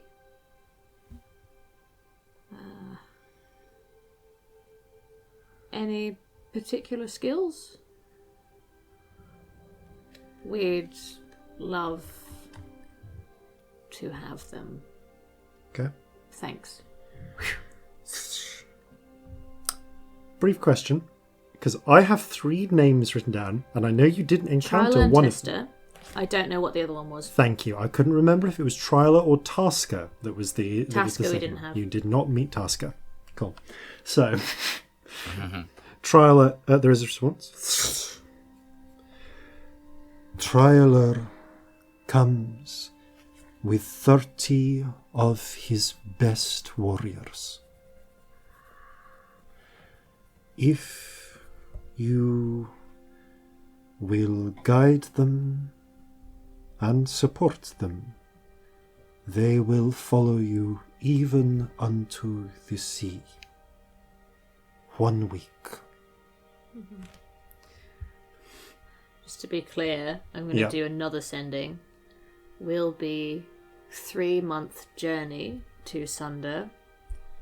Not sure when back. Lots of travelling. If good, they are welcome. I'm going to leave it there. The reply is, send to my brother. Ask him directly. Okay, and I will abstract that you do this. Yeah. Tryla is very happy. Absolutely. I hunger for the adventure. You must supply us food, pay. Also, each requires 1 musket, 4 sabers. Of course. Fucking 4 hands. Yeah. We shall fight by your side. So that does affect their recruitment cost, which I will pass on to you at the time. And I will get into that I very shortly. obviously relay this to both of you. Perfect. I mean, fucking warriors with 4 hands, yes. Also, That sounds amazing. they're adorable and they want to go on an adventure, and that just sounds lovely, to be honest. Well, we shan't disappoint them then. Yeah. Okay. So you head to Delay. To abstract some details, you make contact with Vig, and he is all too happy to take on a role as your bosun and paymaster. Okay, excellent. And he kind of goes over as the pair of he essentially offers his resignation to Briggs, who is in port at the moment with Esperidia and is happy enough to grant it. Been looking for has someone in mind to take the quartermaster position anyway. And it's basically just a permission to transfer, isn't essentially permission to transfer. And the pair of you sit down and begin looking at your options. Vig provides you. Vig essentially gives you a summary of what you're going to need. All right, so you've got 3 elements to cover. You have the you have the surgeon job. You have the surgeon job, and you have the chef job. I have candidates lined up to interview. 3 for excellent. each. Now, you also need to deal with a crew and with your marines. So we're rated for 2 companies of Marines. So we are rated for 2 companies of Marines. One company, each company will be 30. I understand you mentioned these spider tieflings. Yeah. They'll be here in a week, but I also had it in my mind of... I don't know if you heard of the mercenary company, Brannigan's Blades. Not. I already heard about that in question. One of their sergeants, I believe it was... yes, Moira Hammer, is in town with a company, with indeed a company of 30. I took the liberty of asking around a little bit. Thank you. They are experienced, and they do come with their own equipment, but they demand a high signing bonus. Here's the thing. I figured as much. What's their asking price? For your Marines and for your crew, how experienced they are will make a difference. The Marines will make a difference in the heat of battle. Loosely speaking, we can divide Marines up into 4 or 5 levels of experience, really. If you just get people off the streets, give them a musket and a weapon, we'd call them green. Then you've got those who are more trained. Then, up beyond that, you have experienced fighters. Then veterans and elites, but that requires a lot of more on-hand sort of fighting and equipment. So we'd be looking at hiring from these 3 bottom levels. Now, bare bones Marines, we can just grab those off the street, not a problem. It will cost 240 gold to outfit them with a musket and a sax each. Right. This is also true if you go with your plan of getting a company from the Tieflings in Kion. Not necessarily a bad idea if you have your heart set on the spider Tieflings, because, well, less tension between companies, which would be potentially an issue otherwise. Yeah, the only other thing I was considering was that if we can get the Brannigans lot, they've got experience fighting on the sea, whereas the Tieflings won't. They do not. So the Tieflings, from the way you've described the duel with them, I would say that they seem very skilled, but less confident on the sea. Those I would describe as being an experienced group. But their request we could have one train the other, perhaps. But their request for the sabres and the muskets, you are looking at 450 gold to equip them. Alright, that's still doable. Brannigans demand 700 for their... Right. They are also an experienced group. And then there is... Well, there was an offer looking through in Kion. Apparently there are some members of Goldtown who have their own equipment. I would call them trained, and they would demand a signing bonus of 350. But frankly, you are getting on some unfamiliar pirates. There might be an adjustment period. Tensions, I understand. So it'll depend on your costings. So bare bones 240, criminals 350, spiders 450, but there's only one company of those. And Brannigans, 700. Right. If you're committed to the spiders, you will be paying the 450 regardless. Well, we've offered it to them, so I think it's only fair we follow through. So that's 450. That's 450. Just checking out of character what our let me have total. Our total to play with is 3,950. Obviously, some of that will, I don't know. No, I've actually put in standard wages and supplies. Yep, that's all in that paid already. for. That's already happened. Yes, this is all signing bonus this and is extra like costs. literally what we have left to play with is 3,950. So we're doing fine. You're at actually. 3,500 after the tieflings.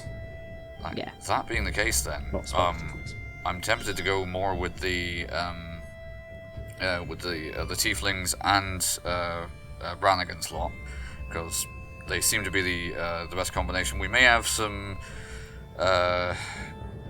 crew tensions, but we'll have to work that out as we go. I think then that if I'm getting this right, we're just over $1,000 on those two. Yeah, Call it 1,150. 1,150. Well, if that is your decision, then let us talk about the general crew.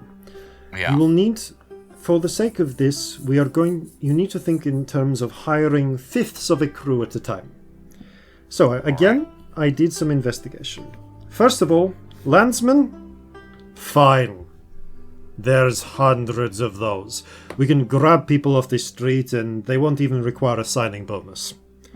To cut in on maths, there's 2,800 left. Yeah. Thank you. Very useful. No worries. Yeah. So landsmen don't cost you anything, but for the purposes of crew morale, they are 0 morale. So they will make no effect on your general morale level, morale and quality level. Or we can get able seamen from here in Delay. There are enough of them that you could equip the outfit. You could get a crew which was entirely those. One thing I'll note is but they will demand a month's wages as a signing bonus because they're more skilled. So each fifth of able seamen you get costs you 120 gold, but it will put your starting morale and quality up by 1. Cool. All right. So you start with a more capable crew. Okay. There are also few old hands. We could get as much as 2/5 of the crew with experienced ones, but they expect sizable bonuses.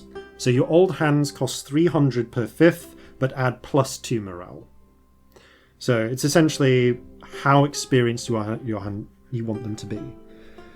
Then so if we had 1,500, we could get the entire lot as experienced seamen, but... there's only enough to equip 2/5 of the ship of experienced seamen. They just aren't the old hands. Well, I think it's worth forking out for, because the more experienced lot will, over the course of time... There are also a couple of other things I should have warned you of. Firstly, tieflings. You were looking to hire tieflings from Kion. Yeah. Again, we spent a bit of time there recently, and I was looking around. My feeling from them is you could get 1/5 of your crew easily. Again, landsmen, not experienced, but they'd happily fill out. Another 1/5 you could get if you were willing to do a signing bonus of 120, and then maybe up to a 1/3 if you could talk them into it. At that point, though, that would be nearly 1/10 of the population that you're looking at in Kion. So that would be asking a lot of them to come round, which is why you can get 1/5 of them easily. But again, be aware, the more tieflings you have in the crew, the more tensions you're likely to have between. How do you reckon that their people. presence will affect morale?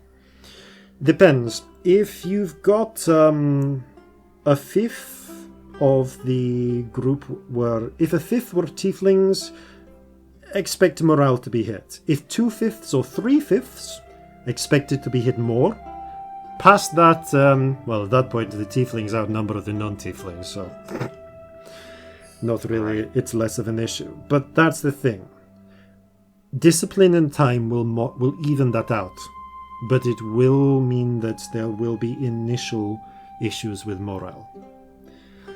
The other option is there is one group of goblins in town.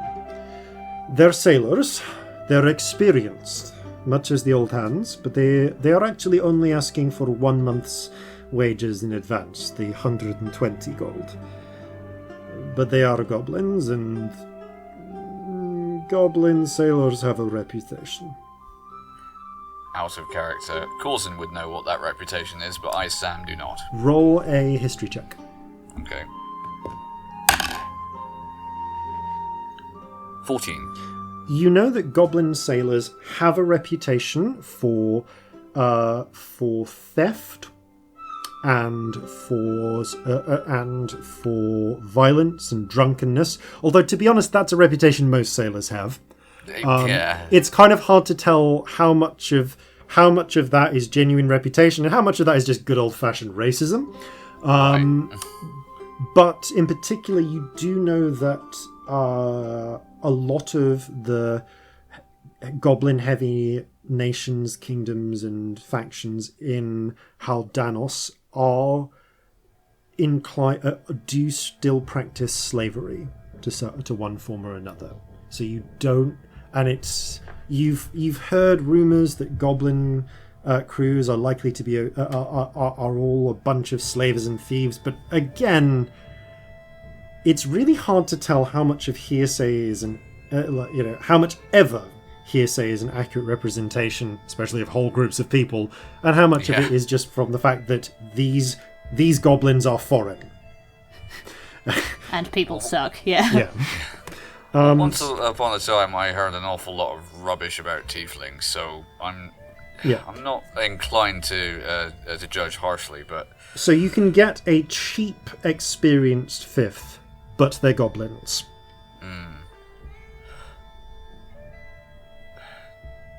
I will say that if you want all three of you are here talking this through with Vig as well, if you guys want to chip in. I'll swan in about now. Yeah. I guess having been nearby. Yeah, you guys have just come into where you're sitting. I guess you probably in the pub drinking and talking. So you guys have just come in from your own business and settled down into the booth. Vig, have you met Marjorie? That is a pigeon. This is Marjorie. We learned a new trick today. Look at this, Marjorie. Do your new trick. I'm gonna get Marjorie to fly and land on Celestia's head. Marjorie lands on Vig's head.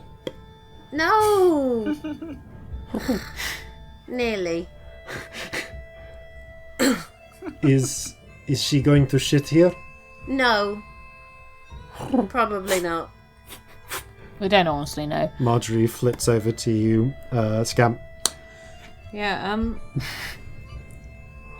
I have something to add. Go on. I refuse to have this ship outfitted any differently because people are intolerant fuckers.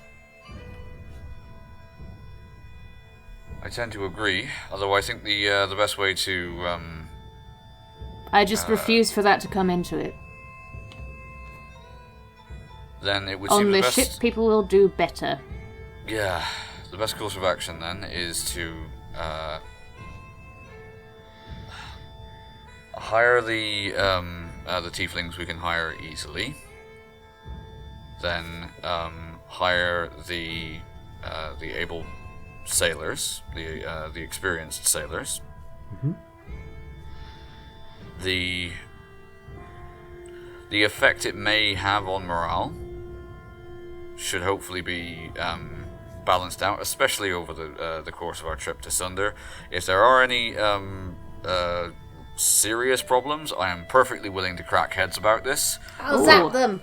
I will happily murder people over this, to be honest. The thing is, though, I was thinking,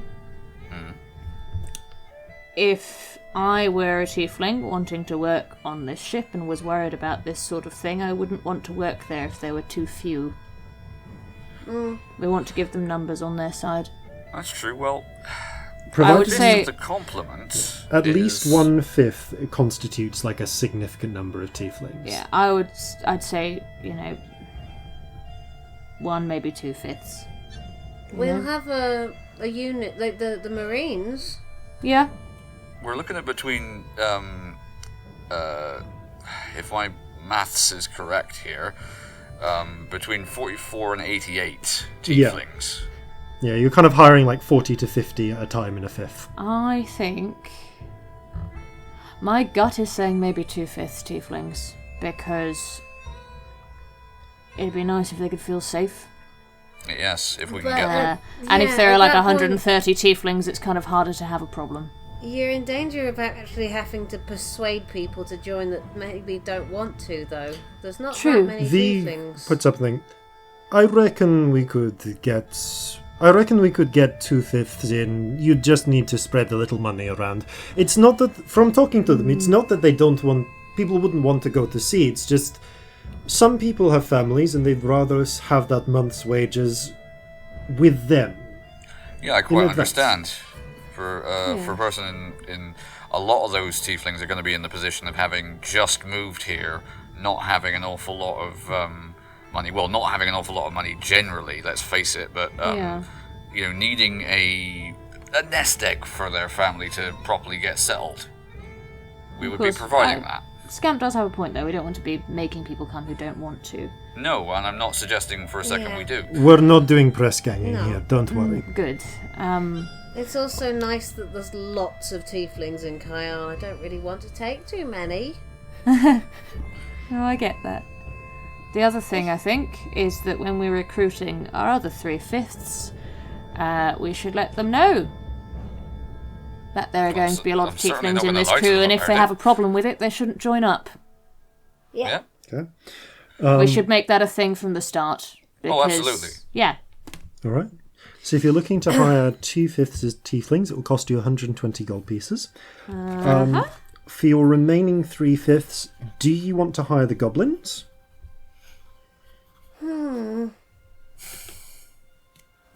Don't know, honestly. I think we've got a we stand a better chance if we have the more experienced sailors that we can get. Yep. It's absolutely nothing against the goblins personally. I just think that the way that the tiefling crew and the non-tiefling crew are going to interact with each other, it's going to help if there isn't a third thing in the mix. Yeah. The tieflings... sorry, the goblins, it's worth mentioning, the points out, I have took the opportunity of speaking to their leader, Shen. They've been sailing they're essentially one large family, a sort of extended clan. Oh. They've been sailing for about 12 years. So they're experienced. Oh, they are as experienced as any of the old hands. It's just that they're goblins. They could be some of our experienced old hands. We need to talk to them and work out what their attitude towards us. Yeah, whether they're happy to take on slave ships. Yeah. That we need to know that that's something that they're... That is another concern of mine, actually, is that we don't want a crisis of alignments here. I think we've got to be really clear when people sign up. Yeah. So we talk to them. If that's something they're happy with, we take them. Yeah. I'm up for it. Because we are not taking slaves unless to free them. No, I don't know. I feel like the more diverse this ship is, the more luck we're going to have in terms of helping people get on. No, you make a fair point. Like if there are a lot of different types of people, there's only so long you can fight for. Whereas if there's one group of people who people see as different, there'll be more of a target. It'll be more specific. Do you know what I mean? Yeah, and I suppose something else to consider is that if we can do it, it proves that it can be done, and other people may follow in our footsteps. I want us to stand for that, I want us to stand for people from everywhere getting on properly. Yeah. And showing that a ship can sail for 3 months with all sorts of different people on it and be okay. Yeah. I'd like us to be that. Yeah, we should talk to them, though, because you're right. If they're not into what we're doing, they're not right. But I think it should... Frankly, it should come down to that rather than what particular lineage they are. Yeah, and if it's a family, that's quite nice. It is nice. They'll all be together. They'll be quite happy. And they'll work as... Well, they're used to working as a unit. Yeah. Alright, so that leaves the final 2/5 then. Okay. You could get all... Again, you'd be paying 600 gold if you want to do it all as experienced hands, or it'll be 240 for able seamen, or you can just do it for landsmen for free. I think it's worth getting experienced people. Yeah. We've got I the agree. money. We have it, so let's do it. Okay. So you go... so to begin with, you said you wanted to speak to the goblins, so we'll do that next then. Okay. So... the first thing you do, so you head to a portion of Delay that you've not really been to. It's almost like a bit of a shanty town of sorts, just on the edges where some of the poorer people live. And on the edge of that shanty town, in a series of shacks, you find almost a tiny community of goblins. They all look unusual to you, even compared to the goblin community you saw in Alicent. They seem to be mostly shades of umber orange sort of skin. No hobgoblins, though, you can see. No bugbears, just goblins.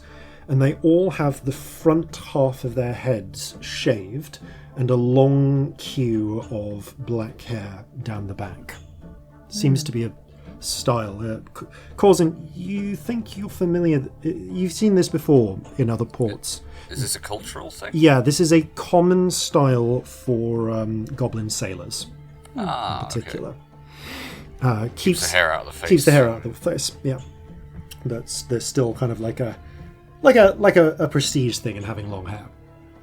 So you ask around, escorted by Vig, and the goblins point you in the direction of a shack where one of the goblins looks up and goes, in slight kind of accented Jovan, "You are here to speak to Shen?" Yes. That's right. Nods. They escort. They invite you in. It's quite cramped as a shack. Celestia, you definitely have to crouch. So does Vig, but Corzin, you're able to walk in quite easily. And you can see there are a few goblins in there playing dominoes. There is a central little burner, like a little oil burner, and on it there are resting points for long-handled opium pipes to set on. And you can see that some of the goblins are smoking from the little bowls. Probably some of them would be reclining on couches, as usually I do. There's a couple, there's a couple reclining as they kind of, and they have little sort of over the lamp, crude. They're less couches and more what look like beer crates, which have had some cloths draped over them. And they're smoking. One of them, seeing you approach, puts the pipe down, stands up. He looks much the same as any of the others, but holds himself with a little bit more confidence. Just wearing simple sailor's clothes, actually a little bit more lower quality than some of the ones that you're used to seeing. He puts one hand to his chest, and one hand almost like in a little plane between his eyes, just between the pair of his eyes, and bows slightly. I do a slightly Celestia theatrical bow back. He waits for you to speak. I understand that you would be potentially interested in signing on with a ship as crew. That you and your family are experienced sailors, and I could use such. Although, I wonder... Inclines his head. What exactly would you be looking to get out of a commission? Begins. To begin with, I would know who we would be working for. Okay. I apologize. Corzin Horhace at your service. We are... He repeats the strange salute. Shen Yu. Celestia Stardust, nice to meet you. Hello. This is our ship's mage, Scamp. Hi. Young. But experienced, as I've heard that all of you are. Inclines his head. So we are. Clan Shen has sailed the seas for well over a decade. We have worked on many ships.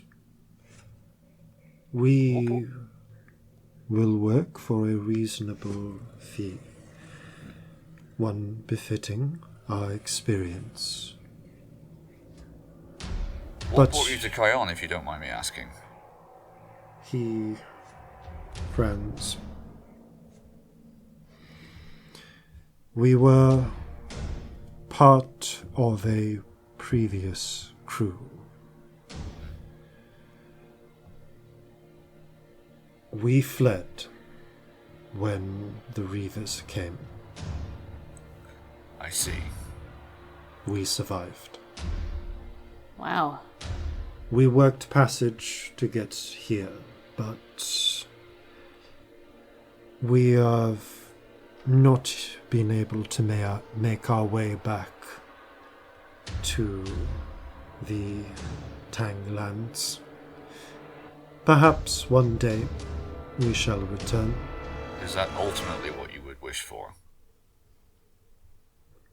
It is home. One day, perhaps the eldest of us will retire there. Perhaps I will. But we have lived our lives on the sea. Salt is in our veins. It is our hope to go there, go home to die. But to live we shall be on the waves. But I ask, who is our captain? What manner of halfling? This one. I do not know you. Tell me who you are. Well, I've been a sailor for most of my adult life, and this ship and this command is the culmination of an ambition I have had for a long time. And what we're going to be doing with it, at least at first, is heading to Sunder, there to conduct certain business and trade, but also, if the opportunity should present itself, to free some slaves. Inclines his head. Seems hard to read, actually. Detect thoughts. Okay. Okay, you focus in on his thoughts. You hear... Okay, so you hear... I don't probe, I just want to know what he thinks about that sentence. His thoughts. So you hear... One moment. Try to get this particular one in place. Yes, you hear him think... Interesting. I wonder... Are they a part of her crew? Will they follow... Are they followers of Chen? He... outwardly, though, he just inclines his head. Doesn't seem to comment either way on the slavery thing, but beyond apparent acceptance. Alright. You've no doubt been aware of the revolution and what it has meant for Sewell. Well? I have. You hear him think. It has certainly meant that Sewell's navy has been busy causing trouble, taking up dock space in Haldanos, while they wait for the problem to resolve itself. Now they're coming back. Doesn't say any of this. Just thinks it.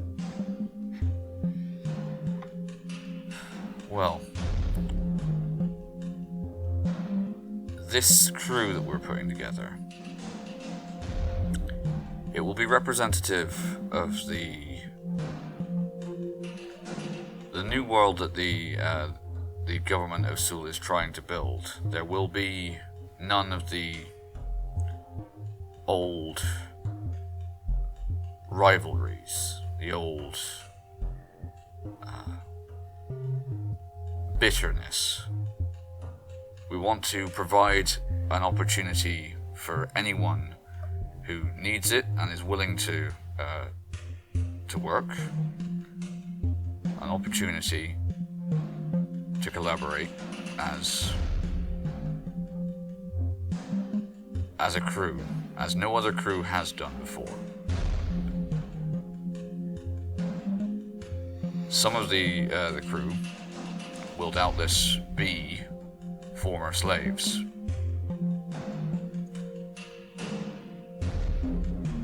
And this is something that will be a feature, not the ultimate goal, but it will certainly be a feature of the work we do on board ship. Again, you hear the thoughts. As he's sort of silently nodding and listening to this, you hear the thoughts. They are following in Chen's path. I have heard rumours about the other ship, the Hesperidia. I wonder, are they part of the winds? Perhaps. Clans his head and openly says, there's a saying, all people are equally cruel. It does not matter the flesh they wear. You will get no fraction from us based on where your crew comes from. That's good to know. And it is my fervent hope and belief that, given the opportunity to do better, people will. We will not fight, but we will sail hard for you. You seem on a path of honor. Does he mean that in his head? He seems to think, I wonder, will you be a Chen or a Brandy? I most certainly consider it to be, and it is what I strive for. And I'm not recruiting for soldiers. What I need principally is sailors in this instance. Very I've well. heard that your reputation is well deserved. Then, once provided you're willing to take care of our expenses, gestures towards the towards the opium and the dominoes, in the manner I've already communicated to your paymaster, we will be ready to staff your ship. Preparations can be made. Okay. I trust that there is going to be no conflict of interest with regards to the our policy on slavery. Not at all. What do I hear? You hear... I'll recast if it's you hear down. him... yeah, it's still going. You hear him think, I will not stop you, nor will mine. But many will. Even in his own thoughts, he's a very meditative, contemplative sort of person. Mm. You get a kind of weird... You get a sense of both approval and distrust. Very well. Of Corzin or of people in general? Of Corzin and of... of Corzin, but the distrust feels like it's of people in general. Shen seems to be quite... You get a feeling... Like, roll an insight check, because this is not so much... This is like... I'll give you advantage because of the thoughts reading. Mm-hmm. That is an 18. Okay, you get the feeling that there's something about the way that Shen keeps his features neutral and his own thoughts that makes you feel that Shen is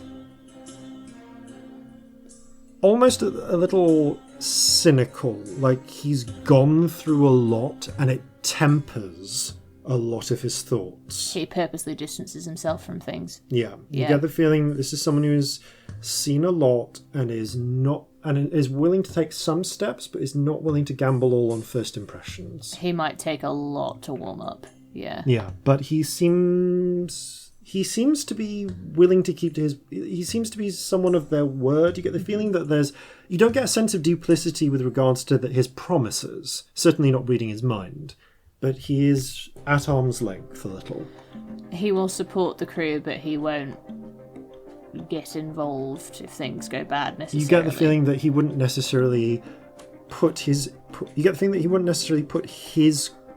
people at extreme risk. Seems fair. Like, they consider this a job.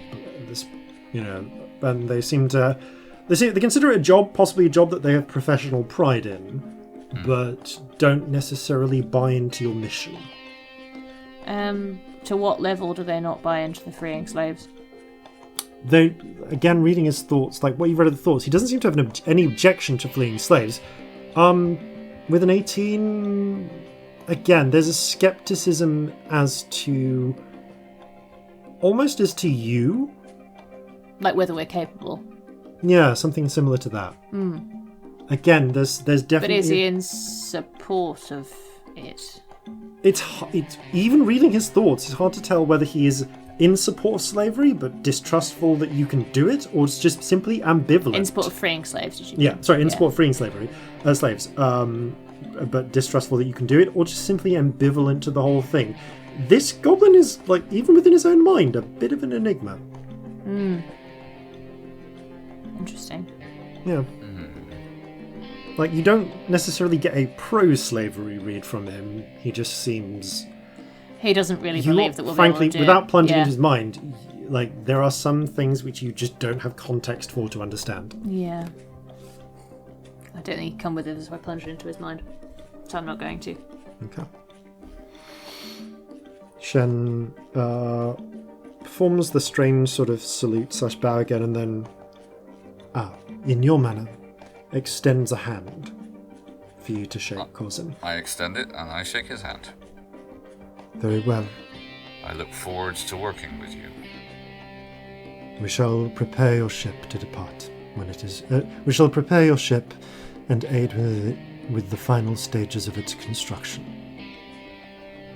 And then begins barking sharp commands in one of the Haldanic tongues to various goblins. Those who are less currently tucked up on opium immediately jump up and start scurrying away. Those who are hooked take a good long puff and continue playing dominoes for a little bit. I would be able to see the fact that Celestia is reading his mind, wouldn't I, because of the spirit sight? Yeah, you would. I'd turn to Celestia and just... As we leave. Give her yeah. I relay everything that I heard. Okay. Well, he seems at least like a pragmatist. I think he'll work well on the ship. I just don't think he believes in us yet. No, which is well, fair. He's got no reason to. Hopefully that there'll be time enough for him to come around to that, but at least we know we're as certain as we can be he's not hostile to the idea. Yeah. Okay.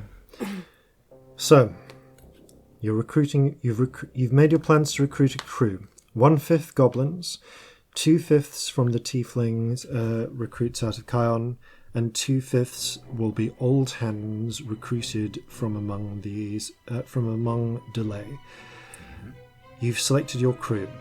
You've selected your marines, or at least you've made you're at least initially planning to. You probably have a talk with the sergeant of the Brannigan's Blades company that's here. But that and your interviews with your new cook and surgeon, just because I'm looking at time, will be something that we will do next time. So, as the new goblin crew begin working and joining the remainder of the joining and kitting out the ship to both your and their satisfaction, we'll pick up next time. Thank you all very much for playing. Thank you all very much for listening. And farewell from all of us here at Flintlocks and Fireballs. Fair seas and natural 20s. In piles of ash, discard your past, then off a cliff and raise a glass. With treasures sold, our future's set, so why have we acquired more pets?